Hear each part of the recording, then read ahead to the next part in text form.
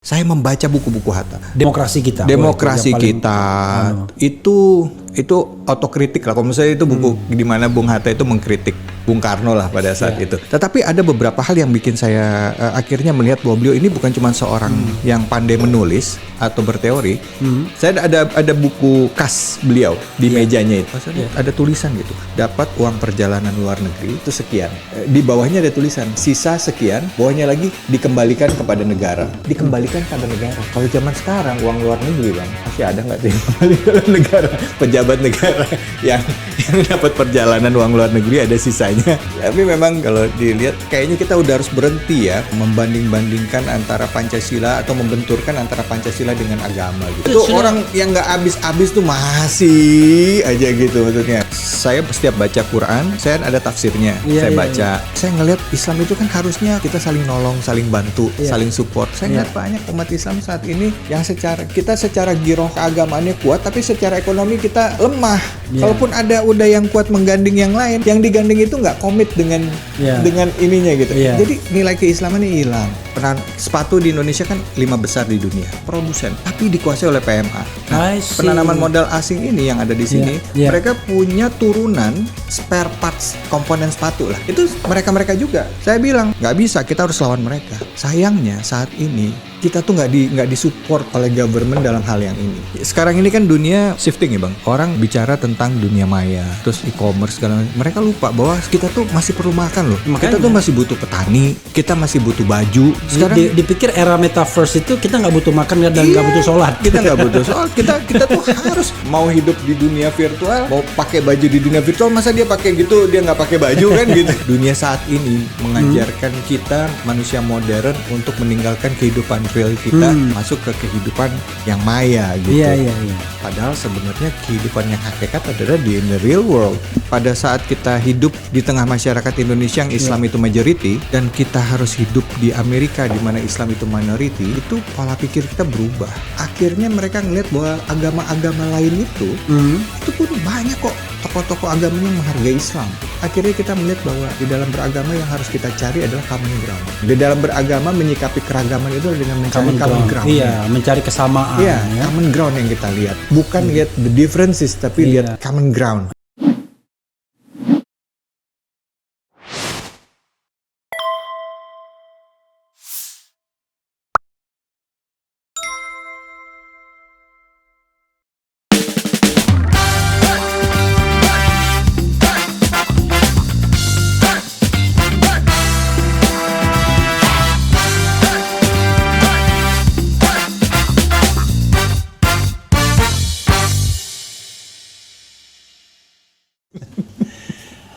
Assalamualaikum warahmatullahi wabarakatuh. Waalaikumsalam warahmatullahi wabarakatuh. Sobat era sekalian, jumpa lagi kita di channel yang keren ini. Keren.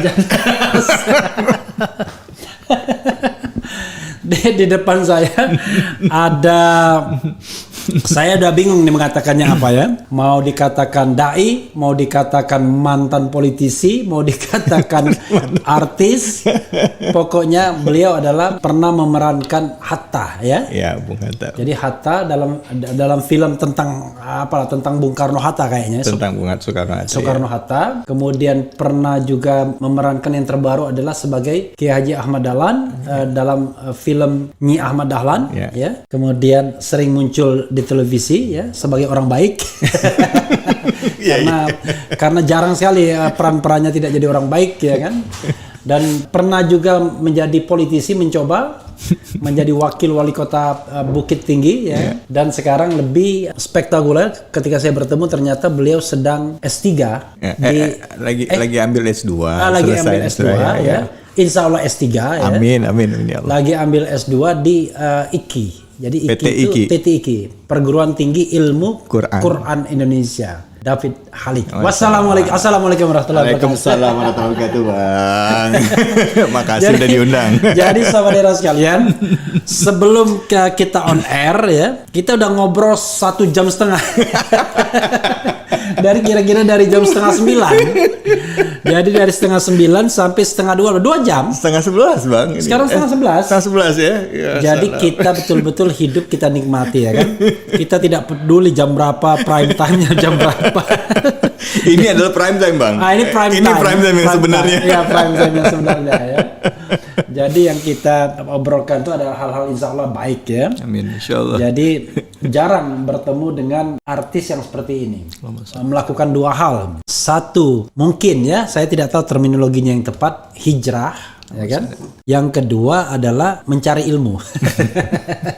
Karena biasanya 2 pekerjaan ini kata orang Minang tak ada pitinya. Nggak ada piti. Nggak ada pitinya. Nggak bapiti. Nggak bapiti. Nggak ya. bapiti. Nggak bapiti. Tapi rezeki dari Allah Subhanahu Wa Taala ya. Makasih, saya panggil bro aja ya. Iya siap. Oke. Siap. Karena kalau Bung, bro aja lah. Bung dan bro, pokoknya dua-duanya. Panggil Ade aja Bang. Ade David. Kalau memang usia beliau jauh lebih muda ya, 7 tahun lebih muda dari saya. Saya tadi ngintip-ngintip di Wikipedia, ternyata beliau 45 tahun ini ya. Iya. Iya. Oke, jadi kalau saya baru 25. Iya. Pantes awet muda ya Bang. Awet muda ya. Muda terus ya. Awet muda ya, jadi YouTuber. Karena YouTuber itu kalau tua itu nggak ada yang mau nonton ya kan. Kata bilang, waduh ini begini-begini pakai ini ya gimana kita ya kan. Kalau YouTuber ngaku more than 50, wah berat kita Wah, ya. kalau gitu saya mesti ralat jangan 45 gitu. 45 ya. 23. 23 ya. Abang 25 saya 23. 23. Asal dicukur klimis masih bisa. Ya. Kalau nggak klimis agak susah ya. Saya baru bertemu beliau itu berapa hari yang lalu di rumah Ahmad Dhani. Jadi kita sedang menggagas yang namanya gerakan anti atau gerakan melawan aksi Islamofobia. Tapi nanti persisnya apa ya? Intinya ini kebaikan aja ya. Jangan sampai kemudian orang salah persepsi, salah macam-macam lah terhadap orang yang ingin mempraktikkan agamanya ya. Kira-kira begitu. Betul. Nah, menarik dengan beliau ini, walaupun saya bingung, saya harus tanya yang apa dulu. Ada pertanyaan yang paling gampang. Iya, Bang. Bro David, apa yang Anda rasakan hari ini saat ini? Mood Anda lagi di mana? Itu paling gampang. Moodnya? Ya. Moodnya lagi seneng Bang. Lagi senang, oke. Karena lagi senang itu terus ceritakan. Iya. Ya, Mood saya lagi seneng. Pertama karena saya ketemu sama Bang Refli yang saya sering lihat channel YouTube-nya, saya sering lihat pemikiran beliau pun saya sangat menikmati gitu. Alhamdulillah. Sambil makan minum nggak apa-apa ya? Iya. Nah itu. Dan jangan lupa yang bawanya ini adalah Bro David. Saya penikmatnya ya.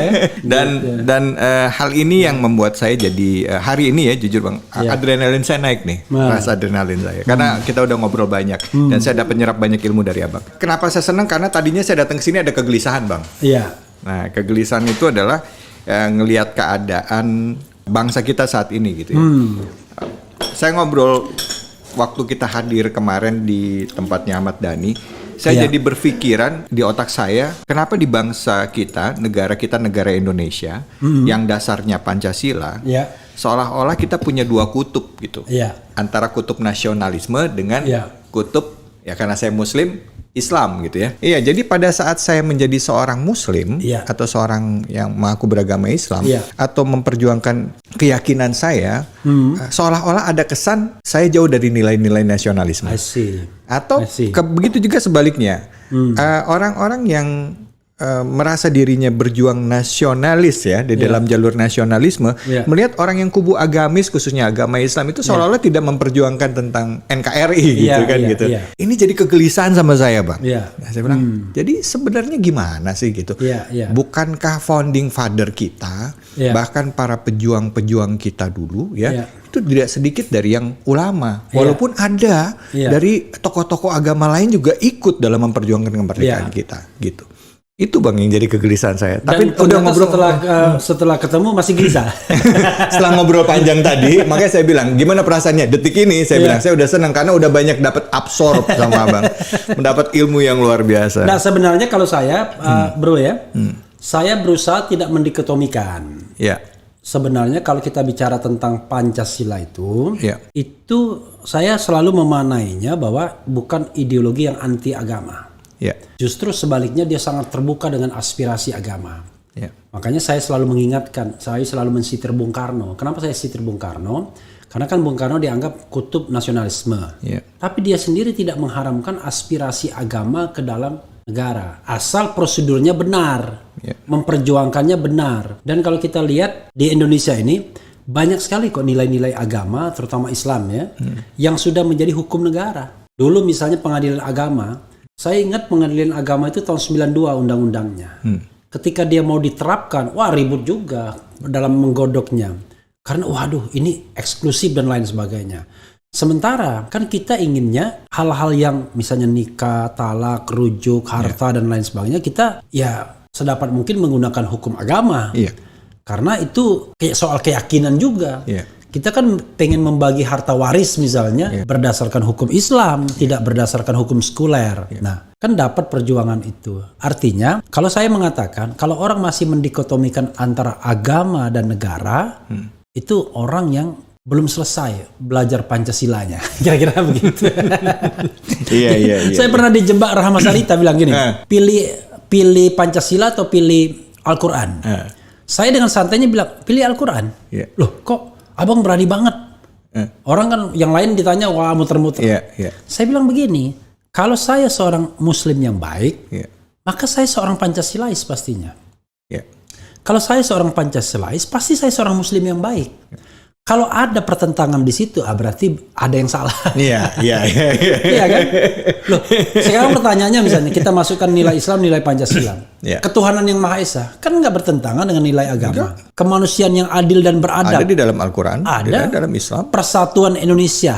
Ya, persatuannya ada. Iya, Ya kan? Nama mu'minuna uhwat. Dan jangan lupa cinta negara sebagian dari iman. Iya, hubul watan minal iman. Ya, makanya. Iya, betul. Nah, yang keempat, kerakyatan yang dipimpin oleh hikmat, kebijaksanaan dalam permusyawaratan dan perwakilan. Musyawarah bahasa Arab. Musyawarah bahasa Arab. Dan sebaik-baik urusannya itu adalah kalau Anda bermusyawarah. Iya. Kan begitu? Iya. Keadilan apalagi. Iya. Dan jangan lupa seorang Hatta itu adalah dia berpikiran dia social justice, dia keadilan sosial. Tapi jangan lupa, wah dia orang yang berlatar belakang Islam kuat. Walaupun so-called disebut golongan nasionalisme, golongan nasionalistik dia. Iya. Kan yang golongan agama itu kan yang dari NU, dari Muhammadiyah kan begitu. Iya. Tapi Hatta tidak dianggap, ya kan? Haji Agus Salim tidak dianggap. Iya. Padahal mereka itu mempraktikkan nilai-nilai agama itu luar biasa. Oh, sangat. On ya kan? time, jujur. Iya. Wah. Hatta itu bahkan saya pernah membaca biografinya, mandi aja diukur sama dia. Jangan sampai yang menceritakan orang lain, jangan sampai kemudian berlebih-lebihan. Dan jangan lupa, Hatta itu ketika dia pensiun sebagai wapres, semua uang dikembalikan, fasilitas itu. Saya saksi, Bang. Oh gitu ya? Saya saksi. Saksinya artinya gini, bukan ngobrol sama Bung Hattanya. Nggak, saya khawatir jangan-jangan David masih ada hubungan dengan Hatta. Saya terinspirasi dengan Bung Hatta. Ya, pernah memerankan Hatta. Kakek keluarga kami sama keluarga Hatta tuh hubungannya baik. Lah, Bukit kalau Tinggi. Bukit Tinggi soalnya. Iya, Tapi betul. nggak ada hubungan keluarga. Di rumah saya, Iya. biasanya kalau rumah-rumah tua itu kan ada foto presiden. Iya. Di rumah kakek saya, dari ayah saya, Iya. itu nggak ada foto Bung Karno, Bang. Oke. Fotonya Bung Hatta. Bung Hatta. Jangan-jangan Presiden Bukit Tinggi itu Saprodin Prawira Negara. Bukan, presiden di Sumatera Barat itu Bung Hatta. Bung Hatta. Dan Bukit Tinggi Saprodin pernah. Saprodin pernah, ya. Kami bilangnya itu pemerintahan darurat dulu kan, Iya. pernah jadi presiden. Iya. Tapi yang saya saksikan ini, Bang, yang akhirnya menginspirasi saya untuk masuk di dalam dunia organisasi pada saat memang dari SMP, SMA saya senang organisasi adalah pada saat saya membaca buku-buku Hatta. I see. Demokrasi kita. Demokrasi Wah, itu yang paling- kita itu otokritik lah. Kalau misalnya itu buku di mana Bung Hatta itu mengkritik Bung Karno lah pada saat itu. Tetapi ada beberapa hal yang bikin saya akhirnya melihat bahwa beliau ini bukan cuma seorang yang pandai menulis atau berteori, tapi dalam keadaan sehariannya itu sangat menerapkan apa yang beliau perjuangkan. Contoh, Bang, waktu saya observasi karakter tersebut, saya dikasih sama Bu Mutia, kami Bu Halida untuk masuk ke ruangan perpustakaan beliau, Oke. sampai ruang meja beliau. Di sana saya ada buku kas beliau di mejanya itu. Saya boleh lihat ya Bu, saya lihat. Pas saya lihat ada tulisan gitu. Dapat uang perjalanan luar negeri Iya. itu sekian. Iya. Terus di bawahnya ada tulisan. sisa sekian, Iya. bawahnya lagi dikembalikan kepada negara. Saya bilang sama Ibu Halidah ya waktu itu, Iya. ini benar Bu, iya ayah begitu, dikembalikan pada negara. Kalau zaman sekarang uang luar negeri Bang, masih ada nggak tuh yang kembali ke negara, pejabat negara yang dapat perjalanan uang luar negeri ada sisanya dimasukin Saya ada dikembalikan lagunya ke negara. itu. Ya, judulnya sih antri minyak goreng, tapi terakhirnya, oi, ini bukan revolusi mental. Penguasa menggaruk di tempat yang tidak gatal. Menteri-menteri pintar tapi tak becus. Pejabat-pejabat rakus, rakyat makin kurus, dasar wedus. Jadi, itu termasuk wedus-wedus semua itu sebenarnya. Ya, dan ini dicontohkan sama Hatta bahwa bisa kok jadi pejabat untuk bisa jujur. Iya. Padahal beliau waktu itu, kalau nggak salah beliau itu udah bukan wakil presiden. Iya. Artinya kondisi keuangannya mungkin kalau kita lihat dari bahkan cerita-cerita, sampai nggak bisa bayar listrik. nggak bisa bayar listrik, dicabut listriknya kan. Iya. Ideal. Saya bilang inilah founding father kita. Iya. Waktu ditanya sama anaknya kenapa dikembalikan, beliau jawab, negara lebih butuh daripada saya. Oh iya. Gila ya. Ada ya, masya Allah ya Rabbi. Pasti kebanyakan membaca atau meniru perilaku Umar bin Abdul Aziz. Allah saya. Yang sampai lampu teplok pun dimatiin. Dimatiin. Urusan apa ini? Urusan negara apa urusan? Allahu Akbar. Kadang-kadang kalau saya lihat begitu, aduh, jauh sekali kita ini. Ya. Sekarang orang pejabat-pejabat kita, saya ingat gini, kita mengalir aja, bro ya. Ya. Saya ingat Umar bin Khattab. Ya. Di film sih saya tahunya. Ya. Dia Heran dan marah, komplain dengan gubernur-gubernurnya yang berbisnis. Saya lihat katanya gubernur-gubernur ini kayaknya berbisnis. Ya. Lalu salah satu gubernur menyela, ya kami tapi di luar jam kerja katanya, dan kami nggak pakai fasilitas negara. Dia bilang begitu. Benar, nggak pakai fasilitas negara. Tapi kan berarti pikiran kalian tuh separuh untuk bisnis, tidak untuk rakyat. Masya Allah. Bayangkan, mikir aja nggak boleh juga bayangkan. Kalau kita perlu kebijakan untuk ranah bisnis pribadi, ya kan? Maka jangan heran orang pejabat itu ketika dia jadi pejabat bukan makin miskin, makin kaya. Makin kaya. Gitu. Tapi abang kan pejabat dulu. Pejabat di BUMN. Iya. Pejabat di BUMN. Pejabat di BUMN. Gimana bang? Saya udah ceritakan. Gak udah enak, ya. Gak enak. boleh di-link aja lah buku ini nih. Siap. Karena kalau menceritakan diri sendiri itu agak susah juga. Jadi saya bikin Life Begins at 50 dan 50. Ada juga saya menyinggung mengenai saya di BUMN dan lain sebagainya. Jadi memang yang namanya jabatan itu nikmat, ya kan? Tapi saya ada lagunya juga. Jadi lagunya itu gini, pantun politik salah satunya adalah gini. Arjuna lepas panah, Arjuna lesat panah, tak ada yang selamat. Jabatan amanah, tapi surga bagi penikmat. Ya salah. Jadi itu saya bikin pantun begitu. Jadi kalau kita melihat jabatan itu dua kan, kenikmatan atau amanah. Amanah. Maka dua hal ini kenikmatan duniawi ya. Kalau kenikmatan lain kita nggak tahu. Tapi dua hal ini nggak akan bisa disatukan. Jadi kalau orang terlalu menikmati jabatan, maka barangkali amanahnya berkurang dia. Karena dia akan takut kehilangan itu kan. Tapi kalau dia misalnya melihat itu sebagai sebuah amanah, dia tidak akan takut. Karena amanah itu kan berat kan. Saya ingat seorang Habib bilang begini. Kalau kakek-kakek kami katanya, kalau yang namanya jabatan itu, saya nggak mau nyebutkan nama Habibnya, nanti dibilang itu yang radikal. Kalau kata kakek-kakek kami itu, kalau jabatan itu bisa dikasihkan ke hewan peliharaan, kami akan kasihkan ke hewan peliharaan. Saking jabatan itu adalah bola api, bara panas. Orang senang semua ya, wah berterima kasih mendapatkan jabatan. Padahal itu harus dipertanggungjawabkan kan. Itu ada lagunya juga saya pemimpin adil. Adil. Jadi kalau pemimpin yang tidak adil masuk neraka dia. Iya. Tapi bro, kita kan I'm not kualifikasi untuk yang seperti itulah ya. Jadi kita ini kan baru belajar, karena itu nggak berani memegang jabatan itu lama-lama kan. Takut makin menikmati dan makin tidak amanah. Contohnya begini. Ketika kita harus bersuara terhadap kebenaran, ketika kita memegang jabatan, mulai takut kita. Waduh, nanti kalau kita ngomong takut diberhentiin, takut diinin. Nah itu banyak sekali kita takutnya ya, bukan kepada yang maha kuasa tapi takut pada manusia. Terutama aparat. Ya, tapi itu manusiawi ya. Kan Tuhan juga tidak akan meminta hal-hal yang tidak mampu kita tanggungnya kan, kira-kira begitu. Dan kalau lihat dari kritikan-kritikan atau masukan-masukan yang diberikan kan juga artinya masih dalam koridor yang punya landasan gitu, punya pijakan gitu. Ya, tapi, artinya ada regulasi yang mungkin ada indikasi mungkin tidak dijalankan dan lain sebagainya gitu. Artinya punya dasar gitu kan. Ya tadi saya sama Gus Nur ya, memang begini. Saya bilang kadang-kadang kita membutuhkan persatuan. Udahlah, jangan mengkritik, kita perlu bersatu. That's all, benar ya. That's it. Jadi, ya bersatu itu memang perlu. Tapi kan nggak mungkin mempersatukan yang hak dan yang batil itu nggak bisa bersatu. Air dan minyak nggak mungkin bisa. Nggak mungkin bersatu. Karena itu di dalam sebuah negara, dalam sebuah negeri, dalam sebuah wilayah pasti ada yang begitu-begitu itu. Karena itu yang bersatu itu adalah kebaikan harusnya. Jadi semua kebaikan itu harus disatukan untuk melawan keburukan. Nah, tapi kan kamu kok merasa baik dan enggak? Mungkin kita bagian dari kebaikan dalam satu urusan, ya kan? Dalam urusan lain kita mungkin bagian keburukan. Karena itu kita harus diingatkan juga. Kira-kira begitu. Begitu kita menjadi bagian kebaikan, ya kita lawan keburukan. Tapi begitu kita menjadi bagian dari keburukan, ya kita introspeksi. Oh berarti langkah kita salah. Nggak ada salahnya diperbaiki. Kan harusnya begitu. Absolute power attend to corrupt kan gitu ya.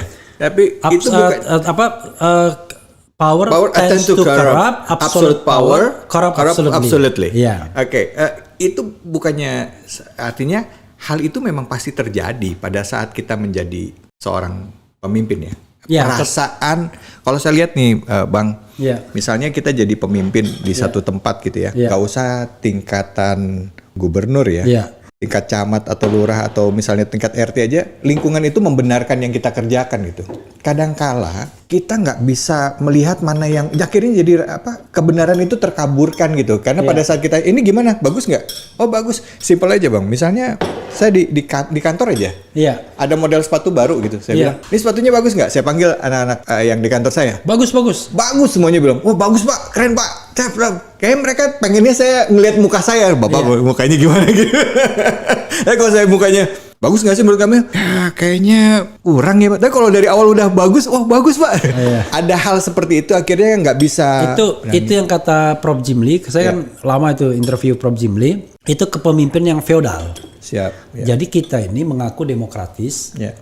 Tetapi prakteknya feodal, kerajaan bahkan. Dan partai politik kan begitu. Hari ini ada partai politik yang rakernas misalnya ya kan, mencalonkan calon presiden. Dan semua DPW mayoritas mencalonkan si A ya kan, dan si B, kira-kira begitu. Tapi rupanya pimpinan partai mengatakan belum tentu calon kami. Lalu ngapain gitu kan? Iya kan? Jadi artinya ngapain kita ada rakernas yang seperti itu? Ya sudah, pokoknya kasih aja dia mandat. Nah, memang hal-hal yang seperti itu yang kadang-kadang kita tidak bisa hindari. Karena itu menurut saya memang butuh jiwa-jiwa yang merdeka lah ya kan? Lagunya Ahmad Dhani kan, jiwa-jiwa merdeka. Laskar Cinta. Laskar Cinta. Itu lagu kesukaan saya itu. Saya itu ya. Semalam Dhani kesini. Oh gitu. Iya. Ngobrol panjang dong. Iya, jam 00 ya kan. Inilah enaknya podcast kita. Kita nggak peduli ditonton apa enggak, yang penting yang penting kita ada nih. Tapi coba kita lihat ya, aspirasi orang-orang dulu, karena jangan sampai kita ngomong asik dengan diri sendiri tanpa memperhatikan sobat-sobat yang sedang menonton kita kan. Namanya egois itu ya. Oke, coba. Wah, tapi lucunya di sini, bro, kadang-kadang mereka berdebat sendiri di antara mereka. Oh gitu. Jadi kita pun nggak dianggap juga. Jadi kita mau menghargai mereka, mereka berdebat di antara mereka sendiri. Ini ada bilang, keren Bang, undang Bang David, undang Bang Ustadz Danu ke podcast. Masya Allah. Ustadz Danu siapa? Ada Ustadz Danu, itu salah satu Ustadz yang saya dampingi di program TV di MNC. Jadi saya ini ingin menjadikan podcast ini podcast kebaikan. Jadi podcast kebaikan itu orang-orang baik datang ke sini untuk sharing kebaikannya, ya kan? Saya tidak butuh sensasi lah, kan? Sensasi, tapi yang penting yang baik aja, ya. Karena yang baik itu dapat pahala aja juga. Allahumma shalli Muhammad. Kemudian David Holik, tapi bukan Holik, David Halik. Halik ya. Ya, bukan holik ya kan. Kalau holik itu pelawak dulu. Iya. Terus kalau David Holik itu berarti ketagihan David. Oh, kita yang David. Kan alkoholik. Ya. David Holik ya, luar biasa. David mania itu berarti ya. Artis dulu sekarang tidak main sinetron lagi. Memang begitu ya? Iya, sekarang udah off. Ya. Udah off itu karena totally atau karena pengen introspeksi? Enggak juga sih, Bang. Iya? Memang passionnya nggak lagi di situ, Bang. Passionnya lebih ke yang lain karena semakin umur ngerasa diri semakin kurang. Karena pas kita lagi pertama kali kita belajar agama atau kita lagi ngerasa diri, nah ini dia ngeri nih. Iya. Pada saat kita bertobat ya, kalau saya nggak seneng penggunaan istilah hijrah, sebenarnya lebih seneng tuh benahin diri lah ya gitu. Karena ngaku hijrah aja pasti kita masih sering jatuh. Ngaku hijrah masih sering jatuh. Yang penting bertobat gitu ya bahasanya ya. Nah, ada fase-fase dalam hidup kita yang ngerasa diri kita udah benar gitu. Tapi semakin usia kita ngerasa bahwa semakin kita tahu kita semakin sadar bahwa kita ini masih belum benar-benar terus gitu. Nah, jadi kayak ngerasa kurang terus gitu, Bang. Makanya jadi hal itu yang membuat sekarang nanti deh kalau main sinetron yang aneh-aneh atau film yang aneh-aneh gitu. Jadi lebih baik yang ada muatan dakwah lah gitu. Gitu, Bang. Jadi kadang-kadang ya kita itu begitu kita memikirkan sesuatu, Tuhan kok kasih. Maksudnya gini, kayak saya misalnya, lagi malas saya mikir tentang lawyering kan. Kan saya advokat. Saya pengennya ya yang membuat saya lebih tenang lah. Karena lawyering itu kayak bola panas. Kalau menang klien seneng. Kalau kalah nggak ditegur kita. Ya kan? Setelah itu saya bilang gini, wah ini gimana ya anunya. Akhirnya kegiatan kayak seperti ini. Dan benar memang ketika dalam hati kita menolak yang begitu, memang nggak datang klien. Nggak datang. Tapi begitu kita pengen, datang dia. Jadi barangkali benar juga ya, yang namanya rezeki itu tergantung prasangka aja ya. Prasangka baik kepada Yang Maha Kuasa. Jadi kalau kamu pengen nge-YouTube, ya udah dikasih nge-YouTube. Kalau kamu pengen lawyering, dikasih lawyering. Padahal kamu nggak suka lawyering kan, ya udah kamu kan dikasih YouTube aja. Dengan ilmunya abang bisa sebenarnya punya muatan amaliyah sendiri kan, dengan berbagi keilmuan, dengan membagi wawasan ya. Jadi kita selalu punya dapat sudut pandang yang berbeda terhadap setiap permasalahan. Itu yang saya lihat ya, Bang, dari ininya Abang. Tapi ada satu hal ya yang saya agak pikirkan gini. Saya tidak takut kalau difitnah. Toh kita juga bukan orang baik dalam pengertian. Emang yakin kamu orang baik kan? Enggak juga, pasti banyak kesalahan dan lain sebagainya. Saya nggak begitu khawatir kalau misalnya katakanlah dibilang apa aja, dimaki, dibilang bodoh. Bahkan saya tuliskan Refli Harun goblok tolol di dalam ini saya ya kan. Saya pernah lihat itu. Refli Harun pecatan sakit hati. Ya saya bacain aja. Tapi saya udah bilang sama siapapun sobat RH dan juga orang yang tidak suka RH nggak apa-apa. Udahlah jangan mengkriminalkan dong ya kan.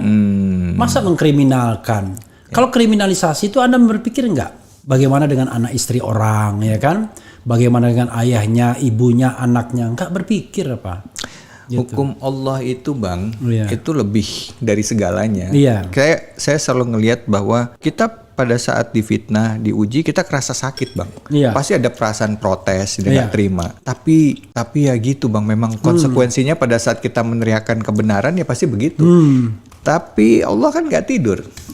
Dan banyak loh, Bang, orang yang akhirnya saya lihat ya, saya karena banyak berteman dengan orang-orang yang udah usia 60, 70, mereka suka sekarang ketemu lagi duduk bisa sama-sama mereka bilang, dulu saya waktu aktif, saya sama kamu begini, saya mohon maaf ya. Saya sakit, saya kok ada salah-salah, saya mohon maaf. Hebatnya orang yang dulu difitnah atau apa, memaafkan. Makanya hukum Allah itu nggak pernah ini, Bang. Walaupun sekarang terasa gimana ya, balik lagi, Bang, kayak tadi yang kita lagi ngobrolin ya. Saya sebenarnya datang ke sini tuh bahasan yang saya ngobrol sama Bang dari tadi tuh, Bang, saya tuh keganggu banget sama keadaan ya bangsa kita sekarang ini. Karena saya lagi belajar lagi belajar gitu ya, belajar agama terus benah-benahin diri gitu. Saya pengen menjadi orang Indonesia, warga negara Indonesia yang dapat rahmat kemerdekaan dari Allah. Tapi saya juga bisa bebas beribadah dan juga bisa menghargai orang yang berbeda keyakinan sama kita seperti yang dicontohkan oleh Rasulullah. Nah sekarang kan banyak nih Islam yang garis keras atau juga orang yang nasionalismenya garis keras kayak yang tadi kayak gitu. Yang saya khawatir, Bang, nanti terjadi Arab Spring di Indonesia loh. Iya, iya. Gitu loh. Artinya gini, di dalam Islam aja tuh dipecah-pecah, Bang. Iya. Yang Islam ini kalau misalnya materi, wah nanti begini, ini begini, bisa begitu. Iya, iya, nah, iya. antar agama juga begitu dimainkan. Iya, Nah, begitu iya. juga dengan yang antara yang agama dengan yang kaum nasionalis. Iya. Padahal yang dirugikan kan bangsa kita sebenarnya Iya. ke depannya. Apa nih Bang yang harus kita lihat nih? Apa yang harus kita sikapi dengan keadaan ini? Karena memang ya kayak tadi kita ngobrol-ngobrol ya waktu Indonesia ini sebenarnya punya kekuatan loh Iya. di poros dunia ini, maksudnya Iya. di dunia ini gitu.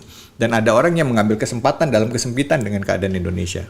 Ya, memang kalau saya lihat ya, dulu kan saya pernah misalnya membaca, lalu juga mendengar bahwa kebangkitan dunia Islam itu tidak akan dari Arab katanya. Ya, Karena Arab terlalu, katakanlah, tidak fleksibel lah Ya. dalam adaptasi dengan dunia.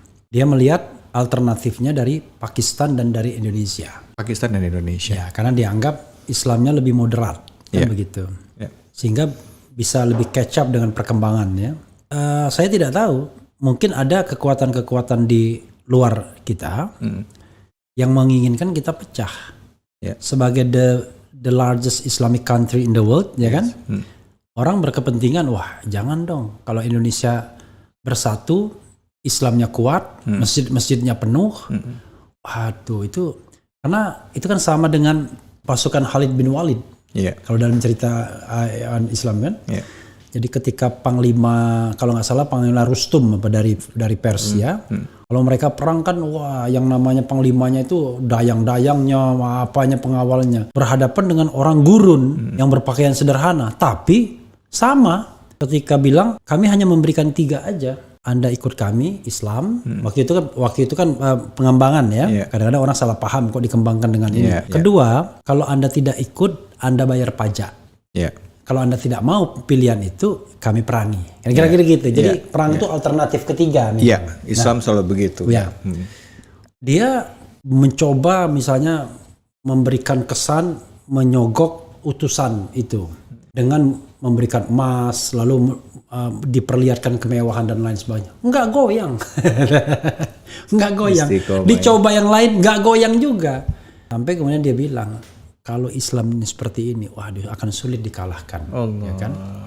Saya kira soal-soal seperti itu yang dipelajari betul kan. Kalau kayak Snot Purgrons itu ya, iya. kami juga melihat itu kan. Kenapa kok Aceh sulit sekali dikalahkan? Oh, ternyata peran ulama di situ. Marok barangkali tidak terlalu hebat perannya, tapi peran ulama yang membangkitkan semangat jihad itu. Nah, tetapi kemudian akhirnya kan semua itu kan dilemahkan dengan tadi ada terminologi-terminologi yang kemudian bukan dikhawatirkan, memang dilemahkan. Jihad misalnya menjadi musuh yang luar biasa, khilafah disalahartikan dan lain sebagainya. Sehingga secara tidak sadar semangat juang itu menjadi hilang, dan yang ada adalah orang yang putus asa yang ngebom.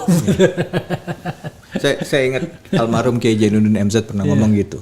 Saya mendampingi beliau, saya bilang, Kiai, kenapa ya? Kan Islam itu rahmatan lil alamin. Kok masih ada orang mau Saya minum sambil begini, apa-apa ya? Siap, Bang. Masih ada orang mau ngebom gitu ya. Kata Kiai bilang gini, ya botol kosong tergantung siapa yang ngisi katanya. Iya, iya. Botol kosong diisi air comberan, isinya air comberan katanya gitu. Oke. Nah, Islam itu kan ya air yang jernih, yang suci ya. Diisinya ya seharusnya isi botolnya ya air yang jernih dan suci. Dan itu juga rasanya pun kita nikmatin. Tapi kalau air comberan, mau botolnya sebagus apapun tetap comberan. Itu kasar yang dipakai sama beliau. Artinya Islam itu ya udah jelas yang damai, yang rahmatan lil alamin, yang tegas menegakkan kebenaran, menghargai perbedaan, lakum dinukum waliyadin, agamamu, agamaku. Nah, itulah Islam yang dicontohkan oleh akhlak Rasulullah, bukan yang ngebom, bukan yang ngebenci orang lain, bukan yang menyebarkan kebencian dan lain sebagainya. Itu pun ketika perang pun masih dikasih batasan ya kan? Iya. Perangilah di jalan Allah orang-orang yang memerangi kamu. Kalau kita lihat film The Message, iya. kan kesel nih sahabat ini. Kan? Kapan kita balas mereka yang memerangi kita, yang menghadang kita, yang membuat sumur itu dikuasai, kita nggak boleh. Kemudian bilang nggak ada ayatnya, ya kan? Waktu tentu kan Rasulullah nggak diperlihatkan, yang diperlihatkan Hamzah. Kan? Hamzah juga pusing kan kepalanya kan, karena dia orang yang betul-betul memang jagoan kan. Akhirnya keluar ayat itu, tapi itu pun dibatasi. Ya. Ya kan? Berperangnya di jalan Allah, tidak boleh berlebihan. Kalau musuh sudah menyerah, dimaafkan. Ya. Perempuan dan anak-anak tidak boleh diperlakukan Ya. macam-macam. Jadi ada yang namanya hukum perangnya, ya kan? Ya. Ya. Ada adab sebenarnya di Iya. dalam Islam yang kadang-kala kita orang Islam sendiri lupa terhadap itu, Bang. Kayak misalnya gini, Bang. Yang paling sering nih ya, adab menegur seseorang. Iya. Misalnya kita menegur seseorang itu nggak bisa di depan forum gitu. Misalnya menegur tuh yang wah, maki-maki orang. Tapi ada juga harus ngobrol berdua. Ada tapi sekali, 2 kali, 3 kali. Ini yang hubungannya pribadi ya, Bang ya. Tapi kalau misalnya yang hubungannya dengan kebijakan di dalam memimpin dan lain sebagainya, itu punya mekanisme sendiri-sendiri yang ada di dalam Islam yang dicontohkan oleh para sahabat dan khulafaur rasyidin gitu. Nah, ini Bang yang akhirnya sekarang yang kita lihat adalah banyak orang yang tidak paham Islam akhirnya takut dengan Islam itu sendiri. Bahkan orang Islamnya sendiri yang belajar Islam kadang-kala menerjemahkannya secara berlebihan terhadap hal-hal tertentu Dan gitu, menganggap Bang. agama ini berat. Iya, gitu. Atau mungkin ya tadi ya inferior, Bang. Iya. Padahal agama ini enak sekali kalau kita. Makanya dulu ya, kalau kita lihat, saya lihat jemaah tablik itu misalnya. Iya. Wah, begitu mendekat ada orang begitu pakai gamis, pakai apa, langsung menjauh kita kan. Iya. Waduh, sejak saya berpodcast itu Dery Sulaiman udah duduk di sini. Halo, Bro Dery. Bro Dery, Bang Dery, Ustadz Dery, assalamualaikum. Jadi insya Allah Ustadz Dery, insya Allah tapi ya akan membawa Will Out. Iya, Jadi yang William ini. Out ya, MMA fighter. MMA fighter.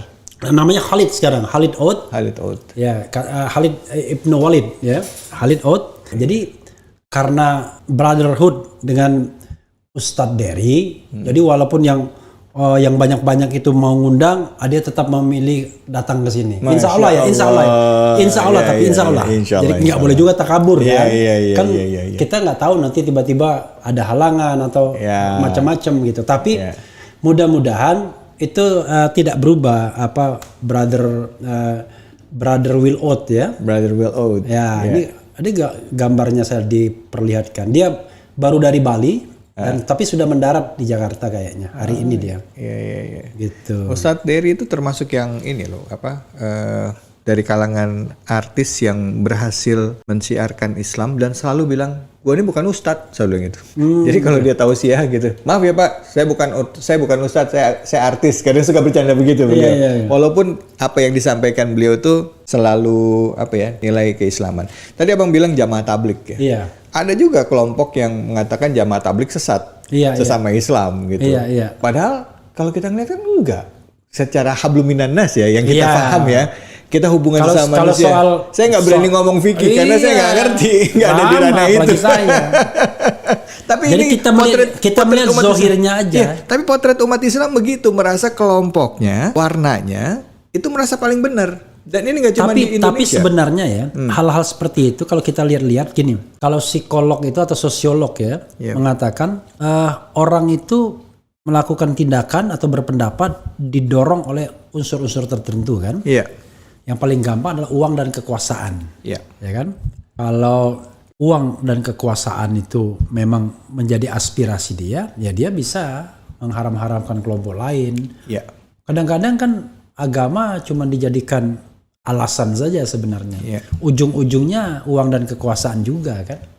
Nah, itu yang menurut saya yang kita harus lebih genuine ya, gitu. Saya juga khawatir, waduh, ini Refli Harun nih suka kritik-kritik karena dipecat jadi BUMN. Iya, jangan-jangan gitu. Akbar, ya kan? Itu nanti kan saya kan susah juga mengatakan membela diri itu paling nggak enak. Iya. Tapi yang paling gampang adalah record aja ya kan? Karena kan semuanya kan sudah ada recordnya kan? Iya, betul. Saya berhenti sebagai komod itu tanggal 20 April 2020. Iya. Tapi saya mengkritik itu sejak 2017 sudah. Iya. Dan itu recorded. Jadi kelihatan ada gitu jejak digitalnya. Jejak digitalnya ya. Tapi paling nggak enak kalau kita ngomong tentang diri sendiri. Iya. Kesannya membanggakan. Padahal orang bilang, yang Maha Kuasa bilang, ada orang nggak akan masuk surga kalau ada kesombongan dalam dirinya. Walaupun sedikit. Nah, itu yang kita kadang-kadang khawatir gitu loh. Iya, Bang. Kalian, insya Allah kita ini berusaha membuat katakanlah media yang bermanfaat bagi amar ma'ruf nahi munkar. Tapi kalau saya ini bagian dari hak warga negara untuk mewujudkan masyarakat yang baldatun thayyibatun wa rabbun ghafur, ya kan? Ya.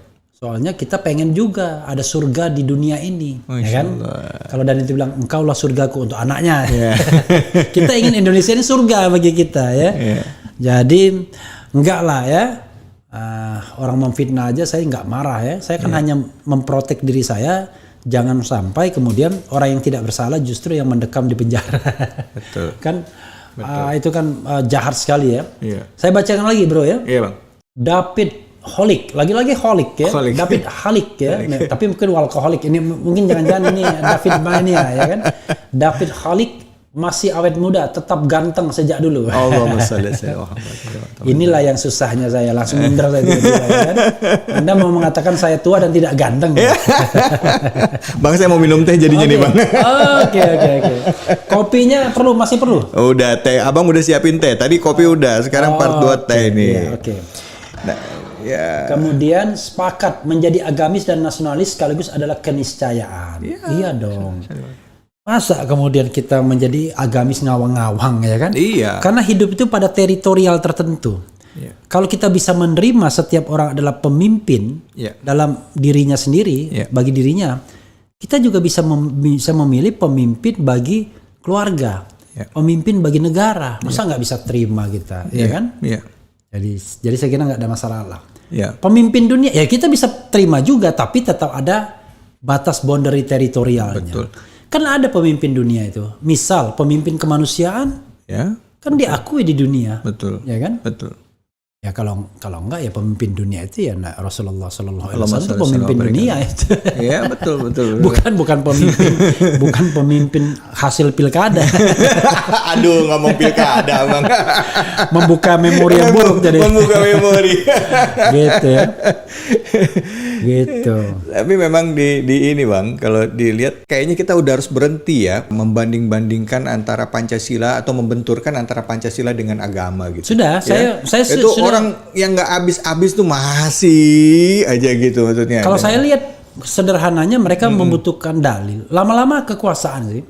Saya lihat kayak misalnya Islamofobia apa itu ujung-ujungnya karena uang dan kekuasaan aja kalau menurut saya. Kalau yang di India gimana bang? Ya kita harus kaitkan dengan uang dan kekuasaan juga. Gitu ya bang ya. Pertanyaannya adalah, ini mohon maaf saya tidak tahu ya. Kita nggak bicara agamanya, tapi kita bicara fenomenanya. Kita ngomong fenomenanya. Apakah tidak ada kekhawatiran tentang misalnya Islam yang growing up misalnya?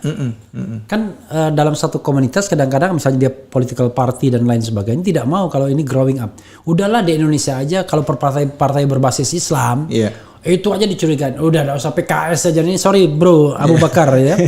PKS aja kan pernah jadi the common enemy dalam pilkada DKI tahun berapa itu ketika semua partai 26 kalau tidak salah ngeroyok calon PKS satu di DKI. Artinya, di situ kan ada Islamofobia, tapi yang mendrive-nya itu adalah kekuasaan. Kan kira-kira begitu.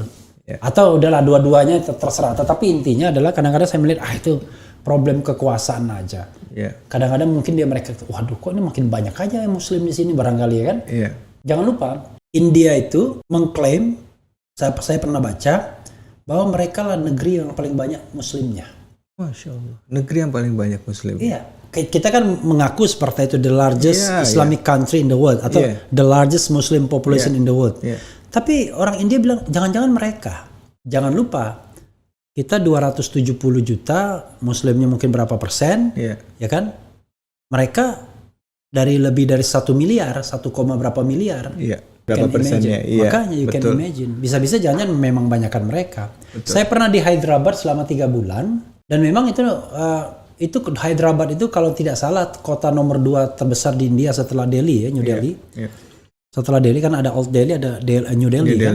Nah, itu mayoritas Islamnya banyak situ. Hyderabad ya. Iya, Hyderabad itu.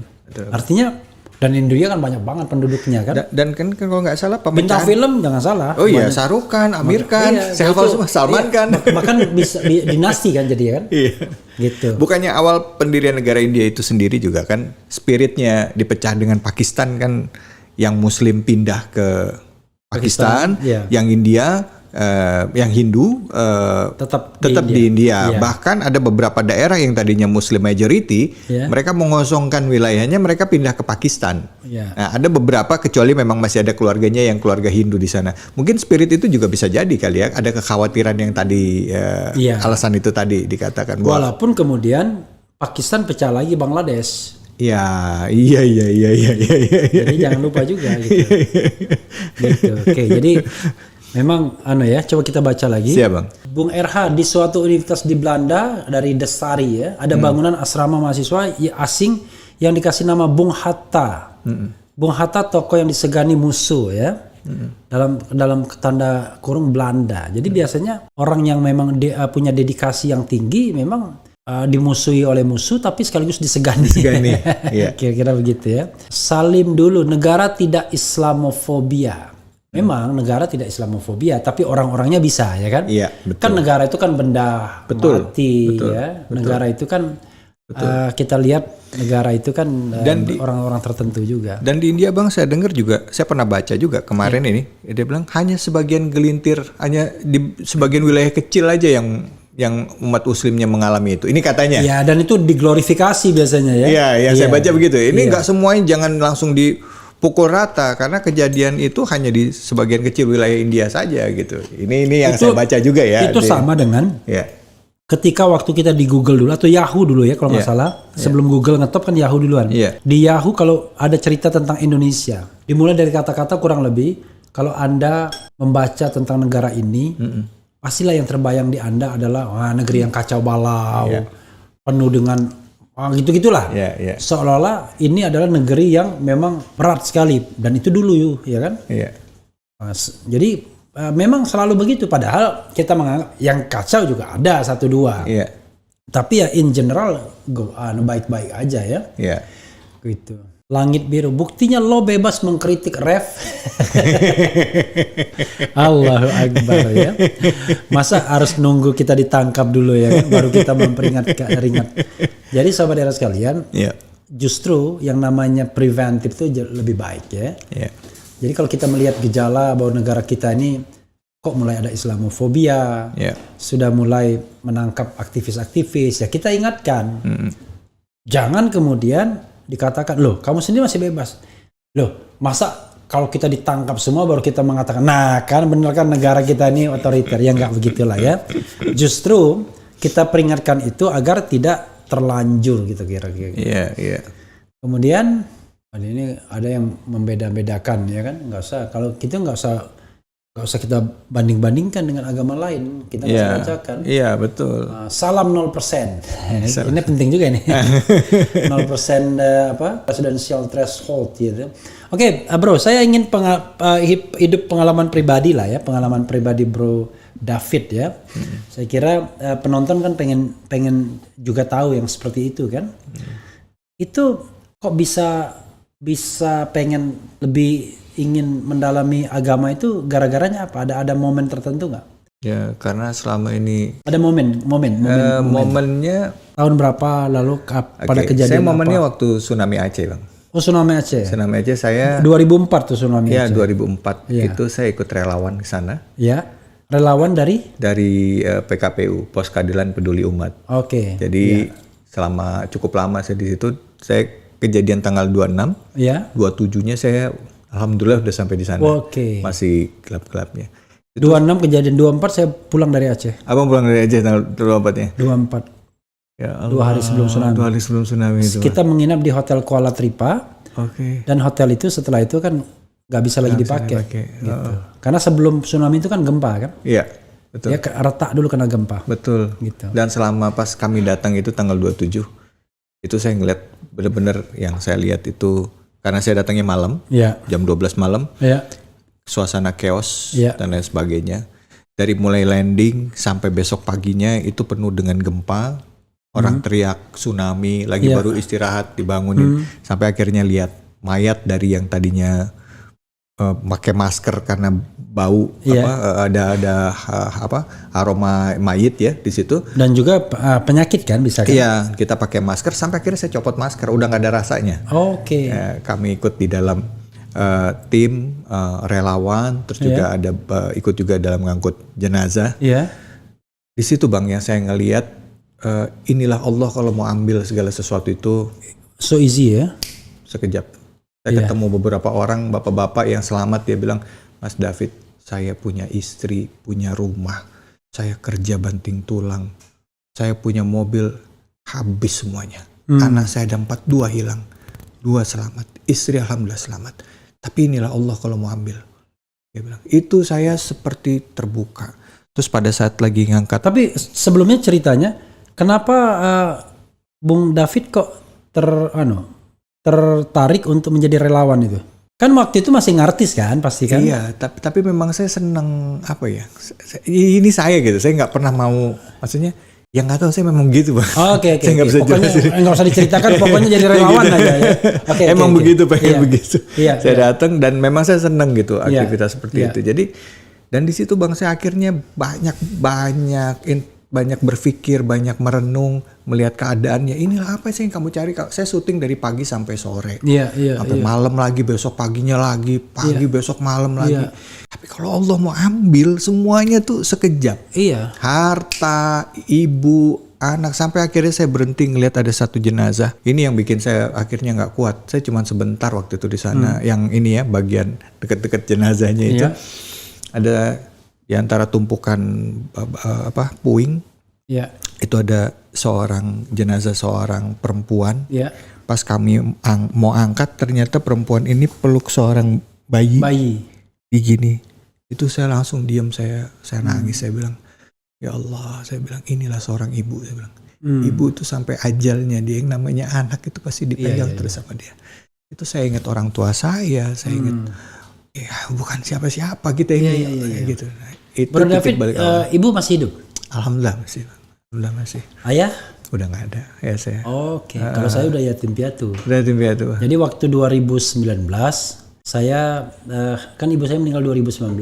Iya. Nah 2020 itu kan harusnya kan pulang ke Palembang mudik Lebaran. Iya. Tapi kan sudah COVID. Iya. Kemudian sudah pandemi 2021 nggak bisa balik juga. Nah 2022 saya balik dan bikin lagu saya. Bikin syair orang Aceh yang nyanyikan. Oh, yang ibu saya lihat itu ya tentang ibu. Yang ibu aku pulang tuh. Allah. Walau siapapun yang menjelang gitu.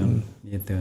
Jadi memang kalau kita sudah begitu sama dengan cerita dengan seorang teman. Kalau saya sebutkan namanya mungkin Bro David akan tahu juga dan juga sobat era sekalian ya.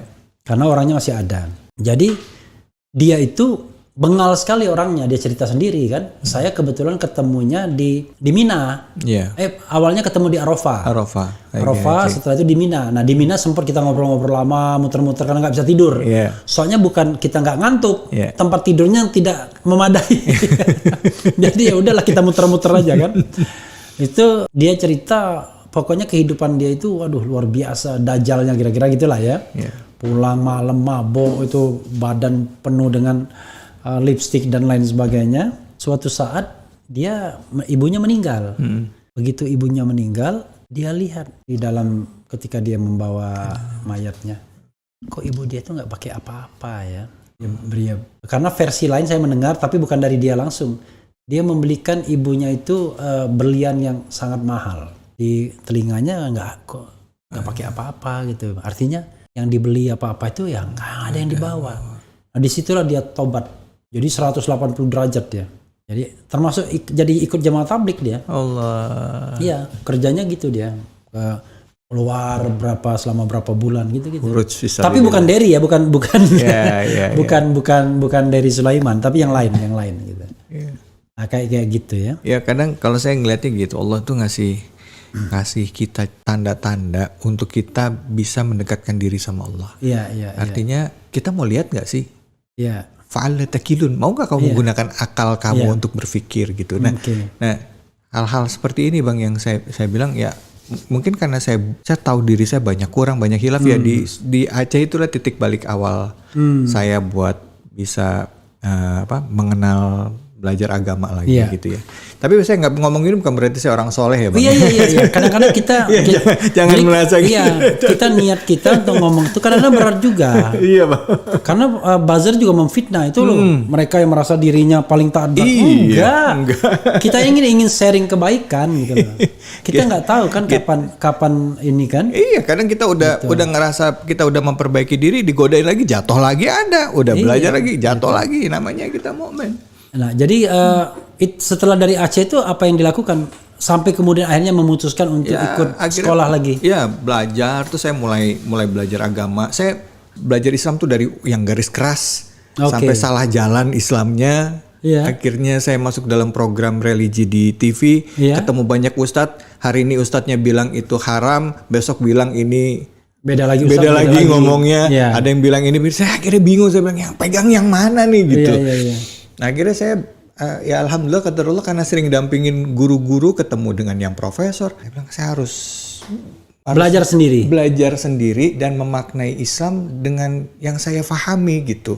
Karena akhirnya saya memahami Islam, ngelihat bahwa ya kayak banyak jalan menuju Roma. Ya Islam itu pintunya banyak menuju rahmat Allah. Dan juga kalau kita bicara tentang level ibadah, ya banyak juga kan Tuhan juga memberikan pilihan kan, yang wajib bisa sholat, yang wajibnya 5. Tapi yang tidak wajibnya nggak terhingga. Banyak, iya betul. Yang nggak boleh nyalahin orang. Kecuali memang tidak ada ketentuannya misalnya gitu. Jadi ya memang level kita kan beda-beda. Ada orang jihad itu berani sekali. Kalau salah dia katakan salah, yang benar kita benar. Tapi kan ada juga yang lihat benar tuh ya lihat-lihat dulu.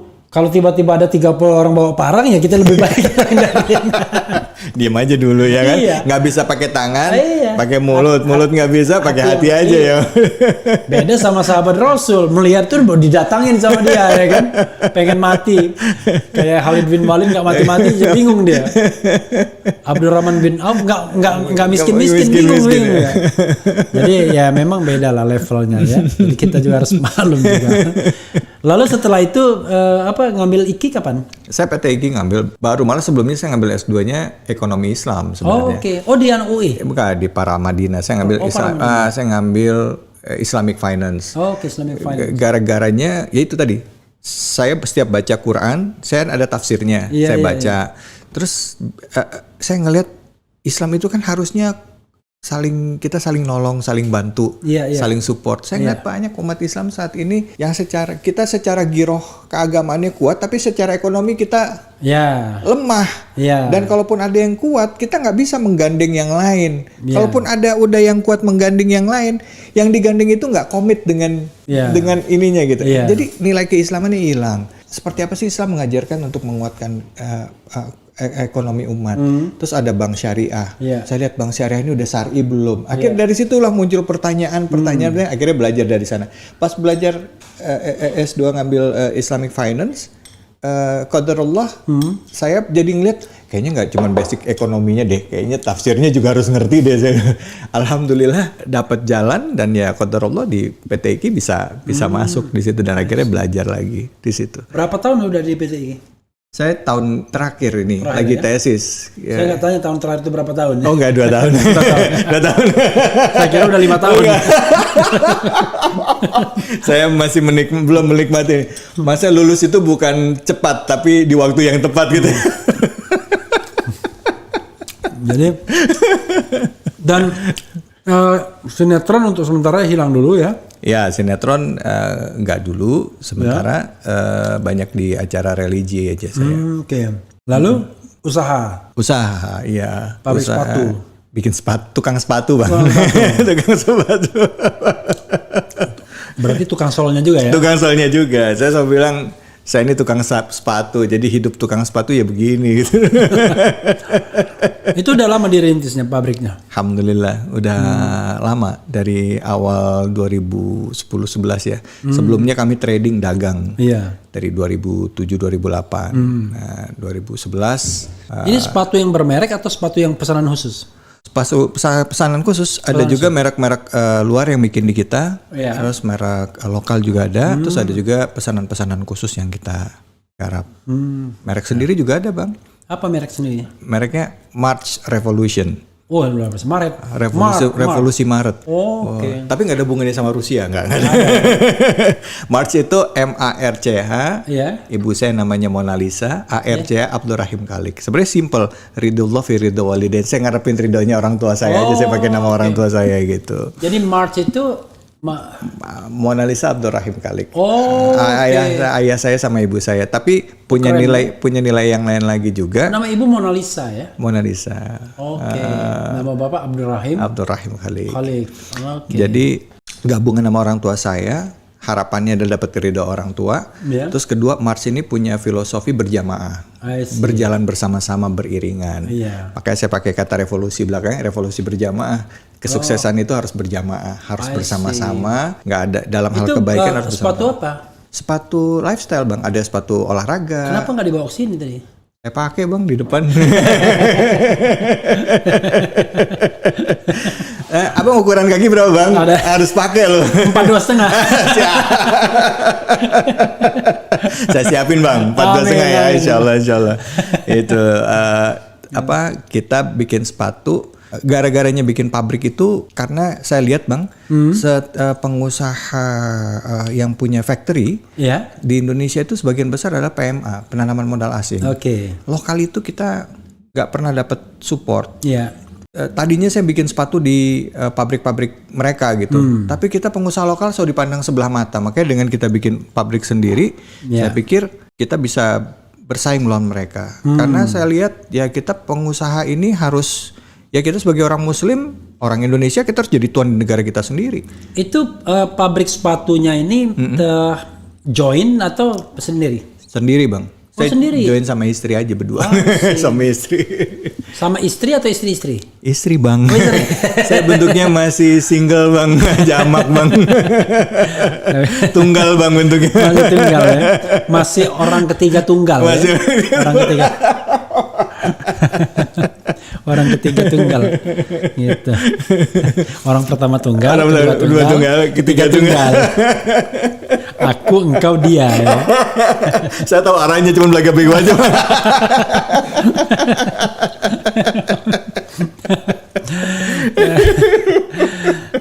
Jadi itu kita ekspor ya. Berapa persen diekspor? Waktu sebelum COVID ya itu hampir 40%. 40%. Sekarang kita berkurang ya? Karena memang pangsa pasarnya juga waktu COVID kemarin sempat lemah. Nah kita baru mulai naik lagi nih sekarang, baru mulai bergerak. Kalau orang Minang bilang manggari itu apa? Mulai manggari itu mulai bergerak gitu. Jadi berapa karyawannya bro? Sekarang sedikit bang, karena kita ada sistem libur ya, libur. Terus kemarin sempat on off.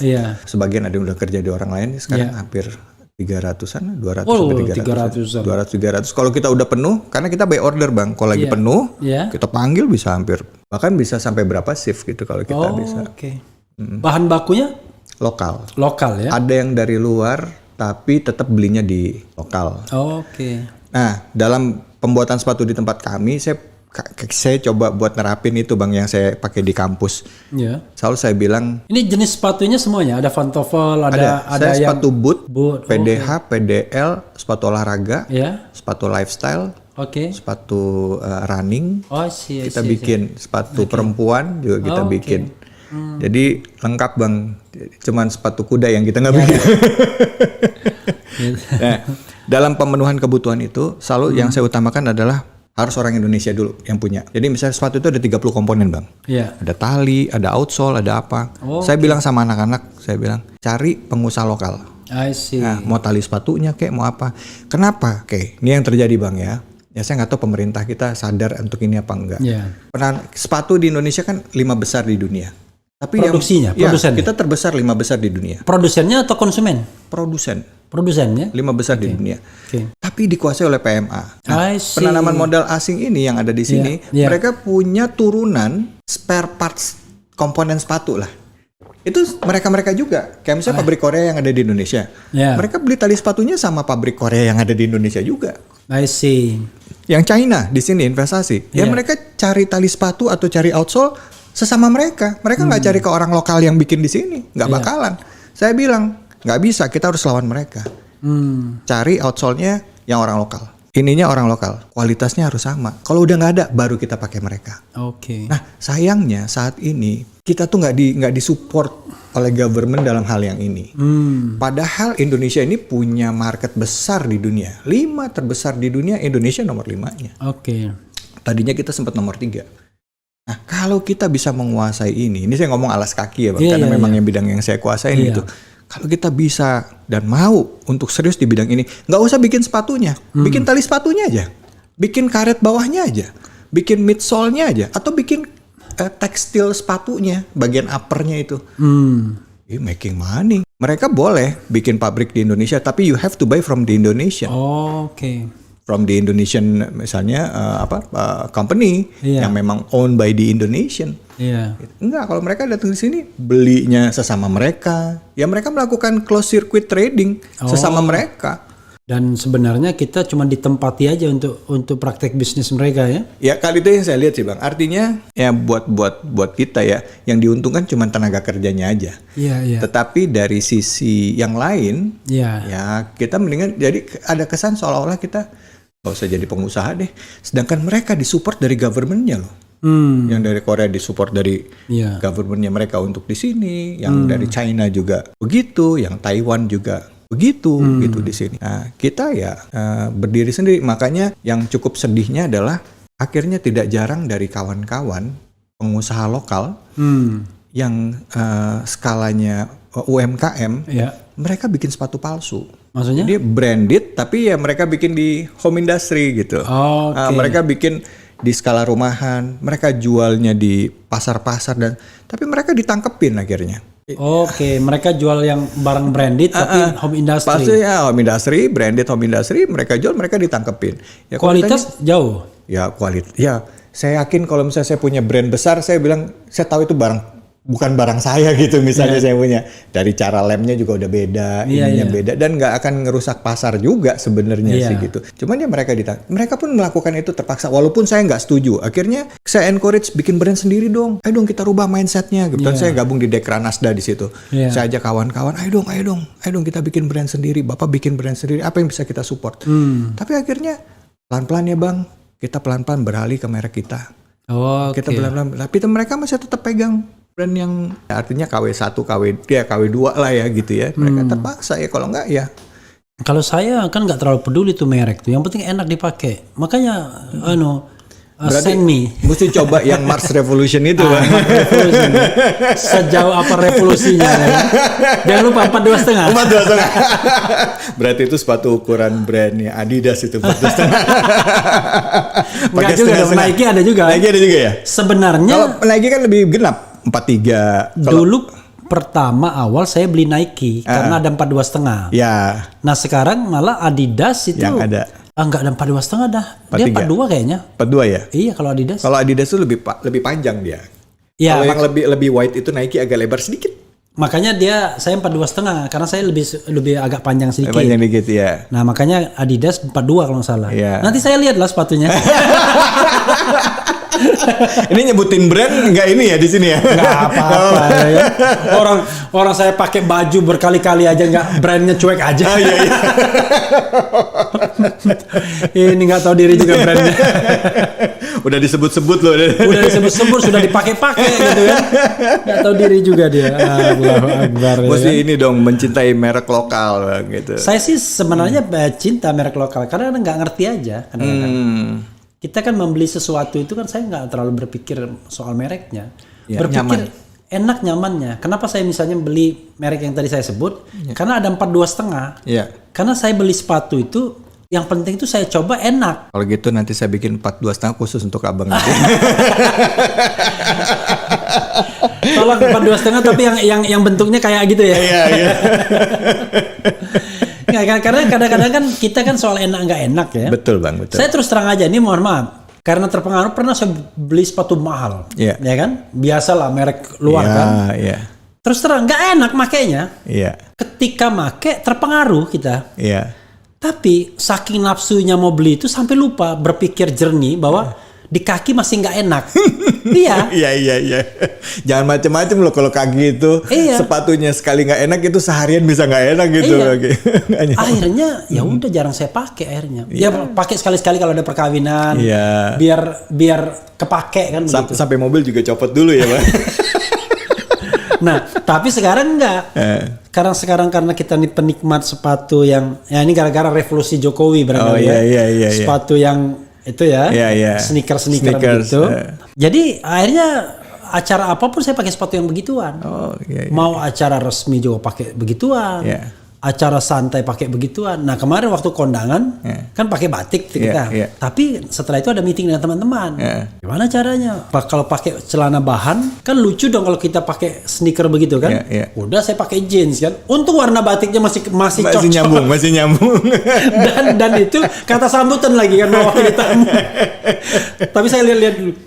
Ini kayaknya batiknya ada unsur biru-birunya, sementara jeansnya tidak terlalu belok kan. Iya. Ada warna biru juga, tapi bukan yang biru banget itu. Iya.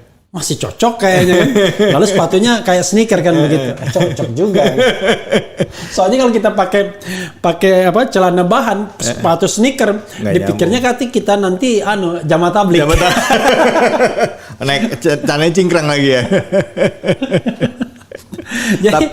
jadi saya nggak penikmat pakai sepatu tuh harus merasa senang gitu. Oke, sebentar Bang, saya liatin dulu sepatunya kalau gitu. Orang Bang salah Bang, saya pedagang Abang suruh tunjukin sepatu.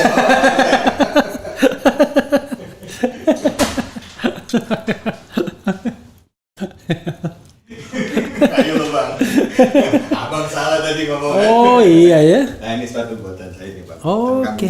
Itu nomor berapa itu? Nah ini ukuran saya 41. Ini pakai ini Bang. Jangan-jangan 41 cukup berarti yang saya. Cukup. Coba lihat. Abang 41 enggak? Enggak, sepatunya jangan-jangan ini lagi. Ini nanti penonton bilang, ini sebenarnya Islam menonton sepatu sih. Jualan sepatu apa gimana sih?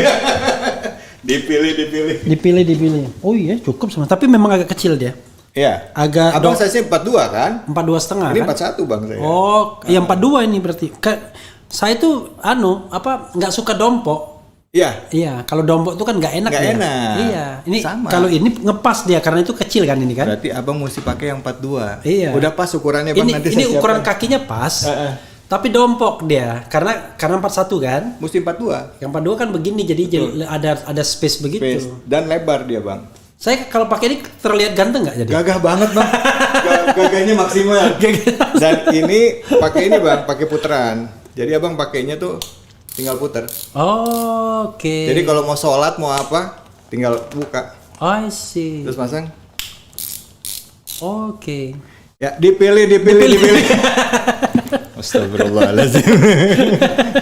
Bercanda. Enggak dong, nggak apa-apa. Jadi saya senang juga yang Ya, Bang. begitu-begitu karena apa ya?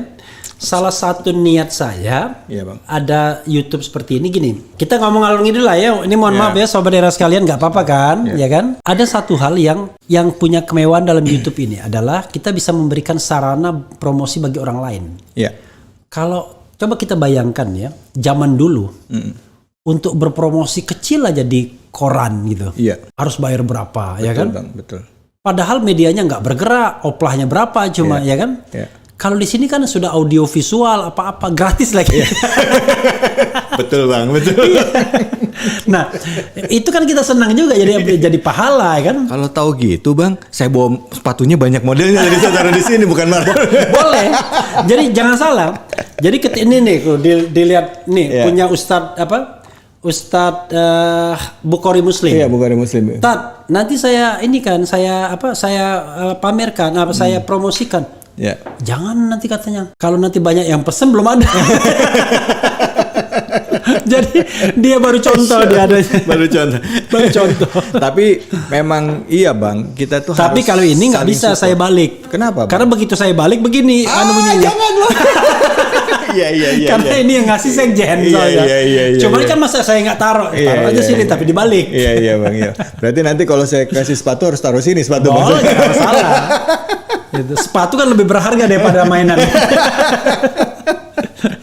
Tapi intinya sih Bang, yang maksudnya yang tadi saya bilang itu Iya. ngomongin sepatu, saya ngeliat Indonesia ini, umat Islam di Indonesia dan bangsa Indonesia harus kuat secara ekonomi. Iya, Harus memang. banyak pengusaha-pengusahanya, pengusaha lokal harus disupport, UKM harus disupport. Dan kalau saya ya. lihat, saya kan katakanlah saya bukan ekonom ya, tapi Iya. begini, ekonomi kita ini kan rata-rata ekonomi dunia nggak real. Iya betul. Sektor real itu sudah mulai ditinggalkan gara-gara orang lebih suka dengan E-commerce, ya yang wah gitu ya kan. Bitcoin, apa Iya kan? saham misalnya. Padahal yang namanya sektor real itulah yang menghidupi sesungguhnya, Iya, ya kan? betul Bang. Yang menjamin pemerataan, yang menjamin sustainability, ketahanan ekonomi dan lain sebagainya.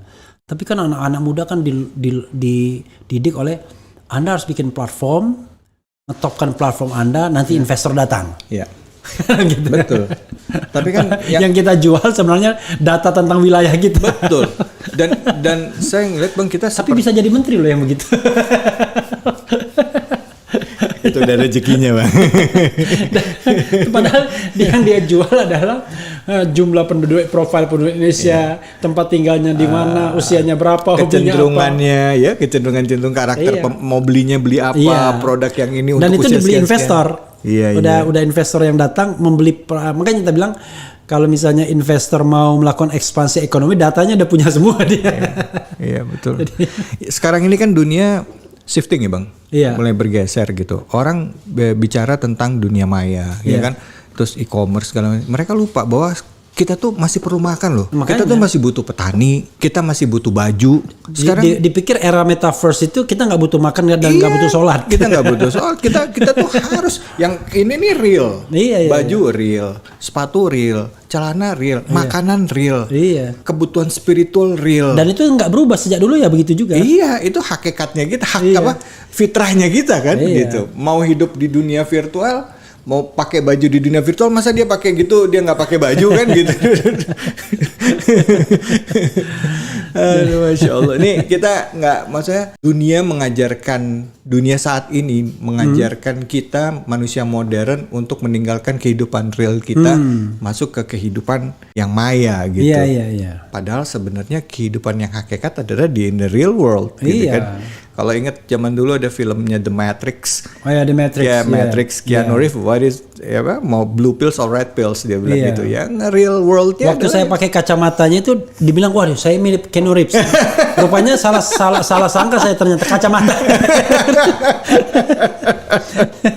aduh, Kacamatanya doang ternyata. kacamatanya doang kayak Keanu Reeves. Saya udah merasa Kegeeran ya Bang. GR gitu.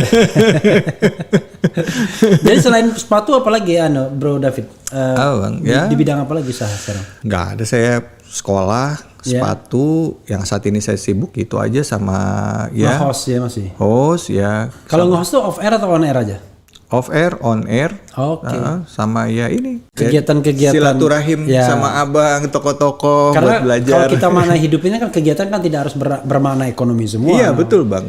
Jadi kalau misalnya kita punya 5 kegiatan sehari-hari, mungkin ekonominya 1, 4-nya silaturahmi. Iya benar Bang.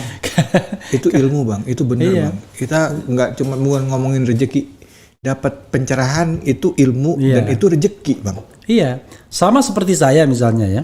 Saya kalau kumpul-kumpul senang sekarang. Kenapa? Begitu kumpul-kumpul kena sama orang. Ayo kita podcast. Jadi setiap saya kumpul selalu saya ketemu orang baru. Iya, Ayo kita podcast. Jadi gara-gara di Ahmad Dhani tadi yang ngantri itu udah banyak. Banyak ya. Itu yang kemarin itu juga menarik Bang. Iya, mana? Ustadz siapa itu? Iya, Nababan. Baban itu keren Saya udah on the list ya kan. Tinggal dia ada waktu, saya ada waktu. Karena itu real juga dia, Iya. ya kan? Yuk keren. Islam itu begini. Jangan marah, tapi dia sendiri marah. Iya. Sorry Ustaz. Iya benar. Saya senang saya lihatnya. Tidak boleh marah, dia sendiri marah dia. Ini dia nih, mungkin kalau orang yang nggak ngerti abang ya, Iya. abang kan orangnya kalau memang ini ya ngomong aja, Iya, ceplos aja kan, tanpa ada tendensi apapun, ya kan gitu. Tapi ya memang begitu Bang potretnya kita Bang. Iya. Kita gampang melihat kayak Ustadz tuh. Iya. Kita jangan begini-begini. Tapi cara penyampaiannya beliau keras seperti marah. Tapi warna perjuangannya beliau. Oh iya, Bang, luar biasa. Keren. keren Bang, keren Baik, banget. nanti saudara sekalian kita akan undang Keren seorang banget, ustadz keren. ya. Keren banget. Nama belakangnya Nababan dan dia sudah di berapa puluh negara bagian Amerika Serikat tuh dakwah. Luar biasa ini orang. Nah, dia convert ya from previous religion ya to Islam ya. Yang previousnya nggak perlu kita bilang. Gitu ya. Gitu. Sama luar Ustadz biasa. Samsi Ali udah di sini Bang. Sudah. Sudah. Itu juga keren. Saya Ustadz Samsi Ali itu malah ingat Ustadz Tengku Zulkarnain jadinya almarhum. Oh, Jadi saya ketemu Ustadz Samsi Ali itu di Al Jazeera. oh, iya Jadi iya. di Al Jazeera lain sama nggak ya waktunya sama Ustadz Tengku? Kayaknya sama itu. Ada Bunda Neno juga waktu Bunda itu. Neno, ya. Karena saya yang mengenalkan Bunda Neno kan. Oke. Jadi Ustadz Samsi Ali dan kemudian ada Ustadz Tengku. Dan itu terakhir kali kita ketemu Ustadz Tengku di situ. Gitu. Karena kita 2 kali itu. Saya podcast sama Ustadz Tengku itu 3 kali. Pertama melalui online Zoom. Iya. Dan bagus podcast itu memberikan pemahaman kepada orang. Ini nggak radikal orangnya, malah cinta ibu ya kan? Iya. Bagaimana dia kemudian pokoknya cinta sekali lah cerita itu dia temani ibunya nggak dapat pesawat dia untuk menemani ibunya ke tanah suci. Tuh. Kemudian kedua di rumah Fadlizon. Iya. Ketiga di Al Jazeera. Nah di Al Jazeera itu terakhir sama Ustadz Tengku itu.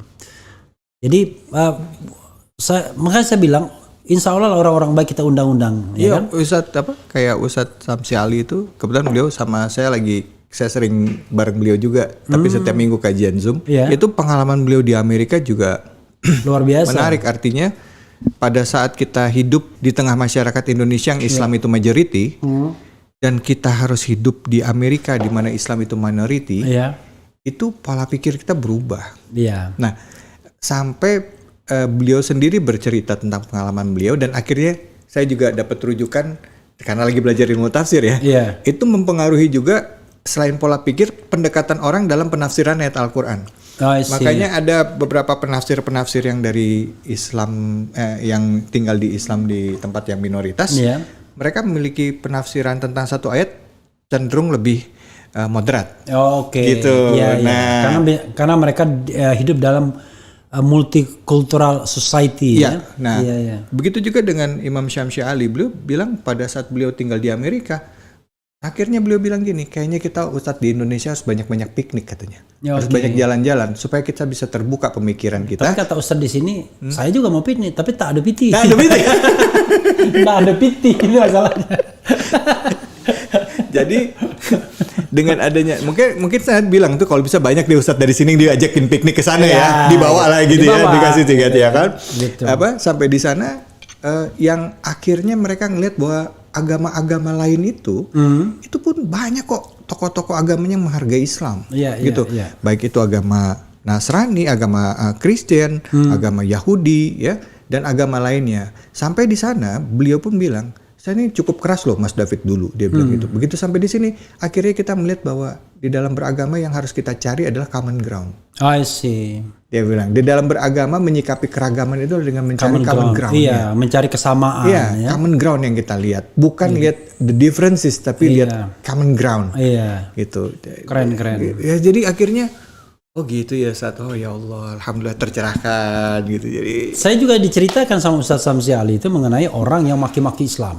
Iya. Tapi dia sikapi dengan baik. Iya. Jadi dia undang, dengerin maki-maki lagi, dia undang. Lama-lama dia akhirnya orang itu masuk Islam. Iya. Karena loh, kok dimaki-maki bukannya marah gitu.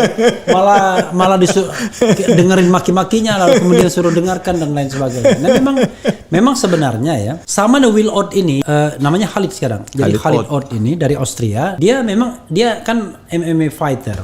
Dia ibunya kalau tidak salah ya, ibunya tuh meninggal karena overdosis. Bapaknya suka menenggak alkohol dan lain. Kalau nggak salah meninggal juga. Nah dia hidup dalam kondisi yang centang perenang nggak karu-karuan itu dari kecil. Dan dia street fighter, sukanya kelahi di jalanan kan, gitu. Dia akhirnya dibawa ke MMA. Dia mungkin nggak tahu saya ceritanya gimana dia dibawa ke MMA. Kemudian hidayah itu muncul. Dia tuh nggak pernah kalah sebelumnya. Saya nggak tahu persis nggak pernah kalah itu apa memang absolut, apa pengertian nggak pernah kalah yang resmi atau apa. Pokoknya intinya nggak kalah awalnya. Terakhir dia waktu 2020 waktu ada COVID melawan Turki, melawan fighter dari Turki. Kalah dia ronde pertama langsung. Masya Allah. Fighter dari dia melihat katanya fighter dari Turki itu karena ini fighter Muslim, dilihatnya orangnya tuh penuh dengan keyakinan, penuh dengan apa. Makanya jangan heran di MMA itu kan fighter-fighter yang Muslim ya. Itu jagoan-jagoan ya. Yang paling klasik kan Habib kan, Nurmagomedov. Nah, insya Allah lah sobat era sekalian, mudah-mudahan Will Out ya bisa mampir ke RH Channel. Pokoknya bisa keren jadas. Sama Ustadz Dery Sulaiman ya. Bro, ada lagi yang mau di-share ya? Ini enaknya di era channel ini, kalau orang masih pengen share sesuatu, ayo. Ya, saya mau share-nya itu aja sih Bang. Kita ngeliat bahwa Allah tuh udah sayang sama bangsa kita, bangsa Indonesia gitu ya. Harusnya dengan adanya keragaman yang ada ini harus kita jalin, harus kita rajut gitu ya. Yang Islam, tunjukkan Islam yang rahmatan lil alamin, Islam yang damai ya, Islam yang mencerahkan, Islam yang mencerdaskan gitu ya, Islam yang tidak menghujat agama lain gitu ya. Justru harusnya kita saling bergandengan tangan gitu. Kayak yang saya lihat itu Rasulullah itu terhadap orang-orang yang berbeda keyakinan ya, disebutnya ahlul kitab gitu ya. Itu nggak pernah menjelekkan ahlul kitab dan lain sebagainya gitu. Dalam artian bahkan dengan kemuliaan akhlak beliau, orang akhirnya tergerak untuk mengenal Islam dan akhirnya masuk Islam. Jadi ya Islam itu ya harus ditunjukkan dengan sikap kita. Iya. Bukan dengan teori banyaknya kita bertausiah, iya. Tapi dengan akhlak kita, dengan sikap kita, akhirnya orang akan melihat keindahan Islam itu sendiri. Iya. Gitu. Nah, yang sering terjadi sekarang adalah yaitu orang sibuk dengan kosmetik, dengan yang nampak di depan, iya. Padahal dalam kesehariannya jauh dari nilai-nilai Islam, mencaci, memaki dan lain sebagainya. Boleh kita menegur, boleh kita tetapi dalam Islam ada koridor-koridornya yang harus kita jaga gitu. Karena setiap yang kita ucapkan, setiap yang kita kerjakan itu akan dipertanggungjawabkan di yaumil akhir. Gitu juga. Termasuk juga ya itu orang yang berbuat zalim. Iya. Nah, misalnya abang dizolimin, saya dizolimin. Ya, wallahu alam, kita percaya ada Sang Maha Adil, ada Allah yang Maha Adil ya. Justru mumpung sekarang ini ini kita banyak, makanya kekuatan doa orang muslimin itu masya Allah. Ya, itu yang sebenarnya kita nggak sadar ya. Kadang-kadang begini ya, sobat era sekalian. The last kita kan mikir apa sih yang kita cari di dunia ini kan? Kalau kita bisa cukup makan ya kan, ibaratnya ada tempat berteduh ya kan, apalagi gitu. Nah, cuman memang sekali lagi kita kan ada kewajiban profetik ya kan? Iya, betul. Kewajiban profetiknya itu nggak boleh lupa amar ma'ruf nahi munkar. Amar ma'ruf mungkin nggak susah ya kan, asal kita punya keinginan untuk charity misalnya. Tapi kan nahi munkar perlu keberanian khusus dan pengetahuan khusus. Betul. Jadi tidak hanya keberanian tapi juga pengetahuan ya. Saya tidak berani men-challenge orang dari sisi agama karena nggak begitu paham soal agama. Makanya challenge saya selalu dari sisi hukum, terutama hukum tata negara. Karena saya merasa itulah ilmu yang saya pelajari. Jadi kalau misalnya saya menganggap wah ini kurang, itu kurang, ya maklumi aja lah itu gejala orang yang lagi belajar. Kan begitu biasanya kan? Bener. Biasanya kan begitu kan, aduh ini kan nggak ada yang benar. Pokoknya nggak ada yang benar lah ya kan.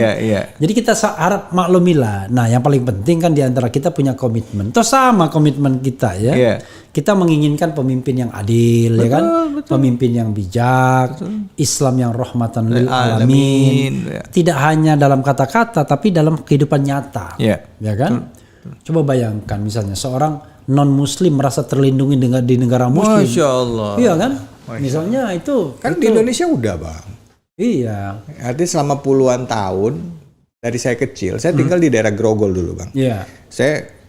Tetangga saya itu banyak yang agamanya bukan Islam. Iya. Tapi dari kecil Bang, tinggal di Jakarta Barat. Iya. Itu kalau lagi lebaran, itu tetangga yang tidak beragama Islam, itu ngasih kue. I see. Pada saat Natalan gantian ibu Iya. saya kasih kue deh ke sono Nah, gitu, kayak begitu kan. ngirimin gitu. Itu kan ibaratnya sosial ya kan, Iya. social life gitu. Jadi tidak mencampur adukan akidah, nggak ada masalah ya kan. Iya, nggak tahu yang saya pahamin di samping itu, yang saya pahamin Bang. Ya. Teman saya yang nggak ngerti Islam, Ya. pada saat mereka ngelihat Islam yang hadir di TV, mereka bilang ke saya, gue nggak ngeliat Islam kayak gitu. Gue ngeliat Islam, gue selamat tuh. Gue sama Islam gue baik-baik aja. Waktu kerusuhan 98, Iya. daerah saya daerah Jakarta Barat itu Bang, itu daerah paling parah. Iya. Ada truk datang berbondong-bondong, orang mau bakar gereja. Mau apa? Iya. Abang tahu nggak yang jagain siapa? Orang-orang Muslim yang di situ. Iya. Ada orang-orang kata, oh ada orang Ada Cina. filmnya kan dari reformasi itu kan. Tetapi di daerah kami Bang, daerah Jakarta Barat, daerah Makaliwe itu saya tinggal Bang. Itu kita yang jagain. Ada yang mau bakar rumah, mau bakar gereja, bahkan ada orang, wah ini ada orang Cina begini-gini Bang. Nggak ada, di sini semua kita sama. Keluarga. Lo mau berantem sama gue, sampai kayak gitu Bang. Oke. Jadi teman saya yang tinggal di situ, mereka ngerasa nyaman sampai bilang gini, Fit, gue nggak ngerasa kayak gitu. Gue ngerasa Islam itu ngelindungin gue. Gue ngerasa orang-orang yang dibilang katanya apa, orang kampung sini gitu, itu nggak pernah tuh sama kita yang jahat. Iya. Itu mereka akhirnya mereka ngerasa nyaman karena mereka ngeliat Islam yang nggak seperti yang mereka lihat di Iya. TV dunia internasional gitu.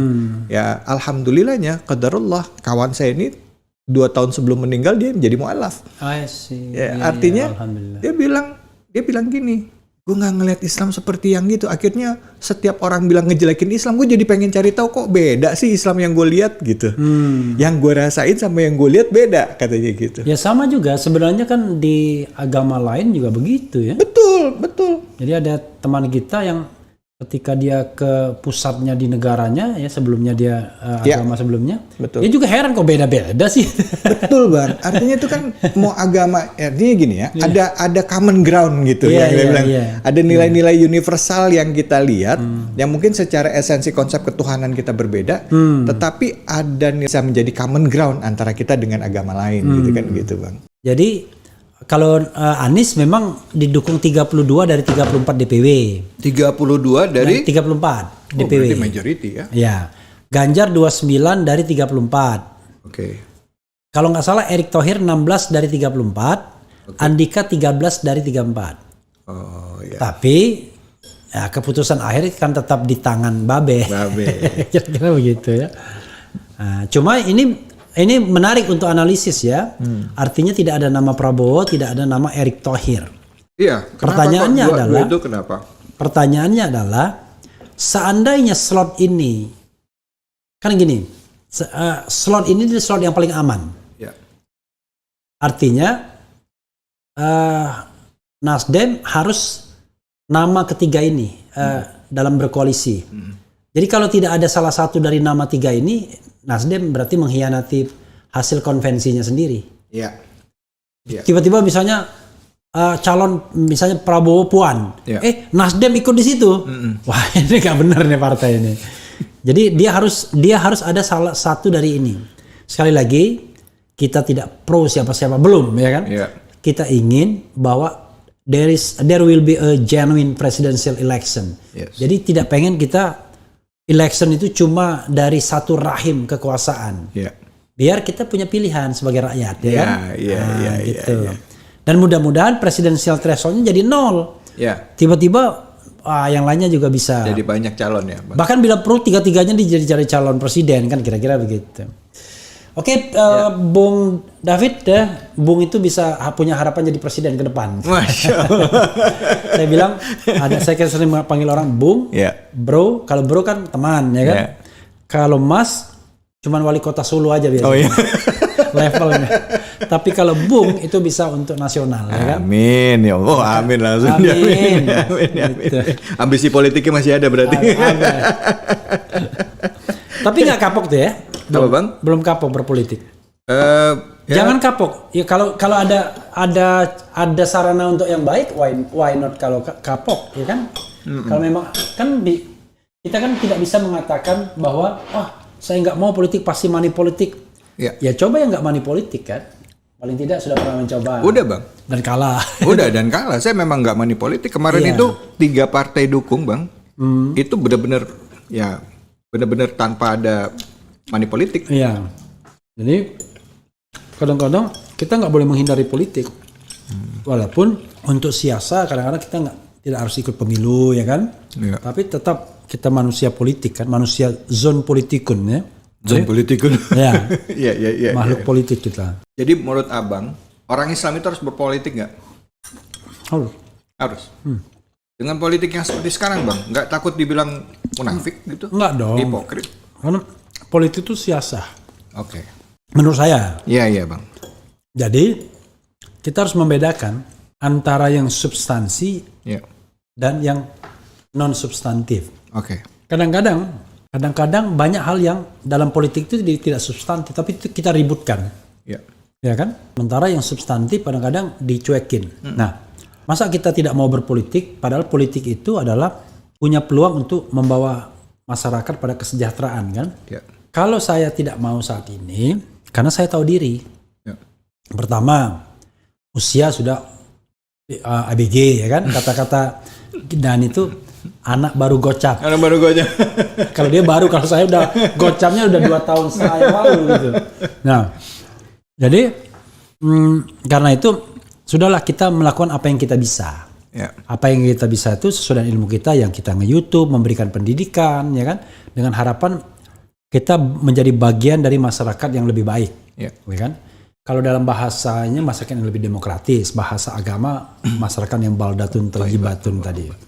Nah, tapi anak-anak muda yang nggak boleh apolitik, cuma jangan sampai anak-anak muda ini penyakitnya pengen cepat kaya. Iya. Itu yang sebenarnya agak mengkhawatirkan dari anak muda.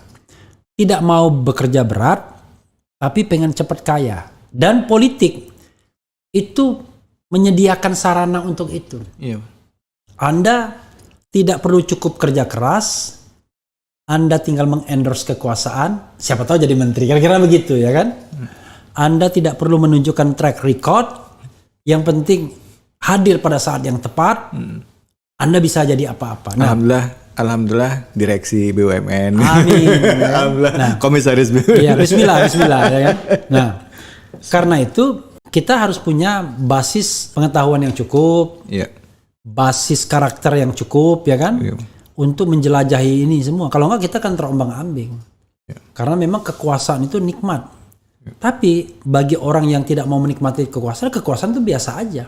Iya. Ada orang yang berangkat, waduh melihat kekuasaan itu gimana, melihat harta gimana. Tapi kalau ada orang yang biasa-biasa saja, semuanya biasa-biasa aja, gitu. Kalau Dani itu biasa, dia cuma kalah melihat benda-benda tua. Kata dia, saya bang kalau lihat benda-benda tua tuh nggak tahan gitu. Itu di rumahnya benda tua semua itu. Benda tua, lemari melari, gerobok-gerobok. Ya jadi Iya, Bang. kita jangan menghindari diri dari politik. Iya. Saya sih pengen berpolitik sebenarnya, cuman kan sudah kadung terlewat. Enggak juga, Bang. Mahathir Muhammad umur berapa? Iya. Donald Trump udah di usia berapa? Ya, tapi kan Joe Biden? Iya, tetapi mereka dari awal memang politician ya kan? Dari usia muda. Usia muda, gitu. iya. Kalau kita ya nantilah kita tentukan ya kan. Siapa tahu tiba-tiba saya masuk partai politik A, partai politik B, atau The next president? the next president taksi gitu kan. Kalau Dani kan 2039 katanya. 2039. Sebenarnya ente usia berapa 2039? 67 bang katanya. Tua banget. Padahal trennya presiden 50-an kan. 50-an, iya. Gitu ya. Kalau 50-an dia bersaing sama Anies, Ganjar nanti kan. Ridwan Kamil gitu. Silakan closing statement kalau. Siap, oke. Bang, kita hari ini belajar banyak dari apa yang tadi Abang sampaikan juga. Dan juga tadi tema-tema yang diangkat ini tentang Islam dan nasionalisme, juga cerita tentang saya sedikit. Itu hanya planting sebenarnya dari permasalahan yang harus kita hadapi dalam keseharian. Bahwa bangsa Indonesia ini udah lama kita ini merdeka, tapi kemerdekaannya nggak hakiki ya. Merdekanya hanya merdeka saja, tapi kita belum berdaulat gitu. Nah, mudah-mudahan dengan kita memperkuat basis ekonomi kita, terus menghargai kita sebagai umat muslim mempelajari agama Islam dengan baik, menghargai perbedaan yang ada, menghormati sesama umat beragama yang lain, sehingga Indonesia bisa lebih kuat. insya Allah bangsa kita ke depannya bisa jadi bangsa yang lebih maju lagi. Ya mudah-mudahan perbincangan ini Bang jadi semangat buat saya Bang. Semangat buat saya juga. Iya, buat jadi ke depannya bisa jadi manusia yang lebih baik. Karena yang Abang hari ini yang ketemu sekarang ini orang yang masih belajar. Nanti ketemu lagi kalau sama Abang lagi juga masih lebih banyak lagi belajarnya Bang. Sama-sama belajar ya. Jadi karena kalau kita sudah merasa penuh, maka kita tidak bisa lagi memuat sesuatu kan. Betul jadinya. Bang, Iya. betul. Ya mudah-mudahan apa yang dapat hari ini bermanfaat. Terus kedua, mohon maaf kalau ada salah-salah dalam penyebutan atau ada hal-hal yang kurang berkenan sama semuanya yang nonton nih. Gitu, Bang. Ya. Mohon maaf kalau salah menyebutkan spelling, gelar, nama, dan lain sebagainya. Bang, gini saya jadi mau bikin podcast juga Bang, boleh Bang ya? Boleh. Iya ya. Itu saya undang Abang ya Bang? Boleh. Langsung nular gitu. Boleh. Bahkan dibalik di sini juga, saya di sana, di sini juga boleh. Biar mudah. Lebih mudah lagi. Boleh nggak satu saat nanti saya yang nanyain Abang? Boleh. Boleh ya? Boleh. Insya Allah boleh. Boleh, dibalik juga boleh. Bahkan kita podcast berdua ada tamunya juga boleh juga. Jadi misalnya Bro David bilang, waduh saya ini tertarik sama orang ini, saya mau mengorek pemikirannya. Udahlah saya bawa aja ke Reflian. Boleh juga. Boleh. Siap. Nggak ada yang nggak boleh. Nanti Ustadz Nababan saya mau ikutan dong Bang. Hah? Ustadz Nababan. Boleh. Nanti begitu ada Ustadz. Jadi waktu ada Ustadz Nababan, hostnya 2. Oh iya. Iya. Saya nonton aja Bang. Enggak dong. Jadi begitu ada makanan saya makan dulu. Masya Ya, Allah. mudah-mudahan bermanfaat ya saudara sekalian. Kalau Indonesia Lawyers Club ya, itu bisa sampai crossing. Iya. Dari hari Jumat ke hari Sabtu. Kalau dulu kan dia malam Rabu, dari Selasa ke hari Rabu, Refli Harun Channel bisa crossing juga. Dari hari Jumat ke hari Sabtu, karena sekarang sudah udah mau lintas. Udah kita udah langsung. udah ganti hari ya. Udah ganti hari gitu. Bang, terakhir Bang sebelum Abang tutup formal. Jadi dari 3 nama, Anies, Ganjar sama Pak Andika. Yang mana yang calon kuat Bang? Menurut Abang? Calon kuat dari Surya Paloh? Iya nggak? Iya, dari 3 nama ini yang calon kuat dari Surya Paloh. Iya kayaknya. Saya menganalisisnya dari Surya Paloh. Surya Paloh akan menawarkan Ganjar ke koalisi istana. Oke. Menawarkan Anies ke koalisi oposisi. Okay. Menawarkan Anies dan Ganjar di koalisi bersatu. Jadi Anies Ganjar atau Ganjar Anies. Iya kan? Iya. Koalisi bersatunya. Iya. Tapi kalau dia gagal menyatukan keduanya, maka Anies ditinggal kalau dia ikut istana. Kalau dia ikut oposisi, Ganjar ditinggal. Makanya dia pinter.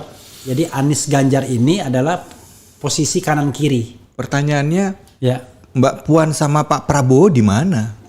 Kalau kita bicara mengenai analisis politik hari ini kalau Nasdem itu kayaknya susah dia mau begini sama Surya Paloh sama Megawati, susah.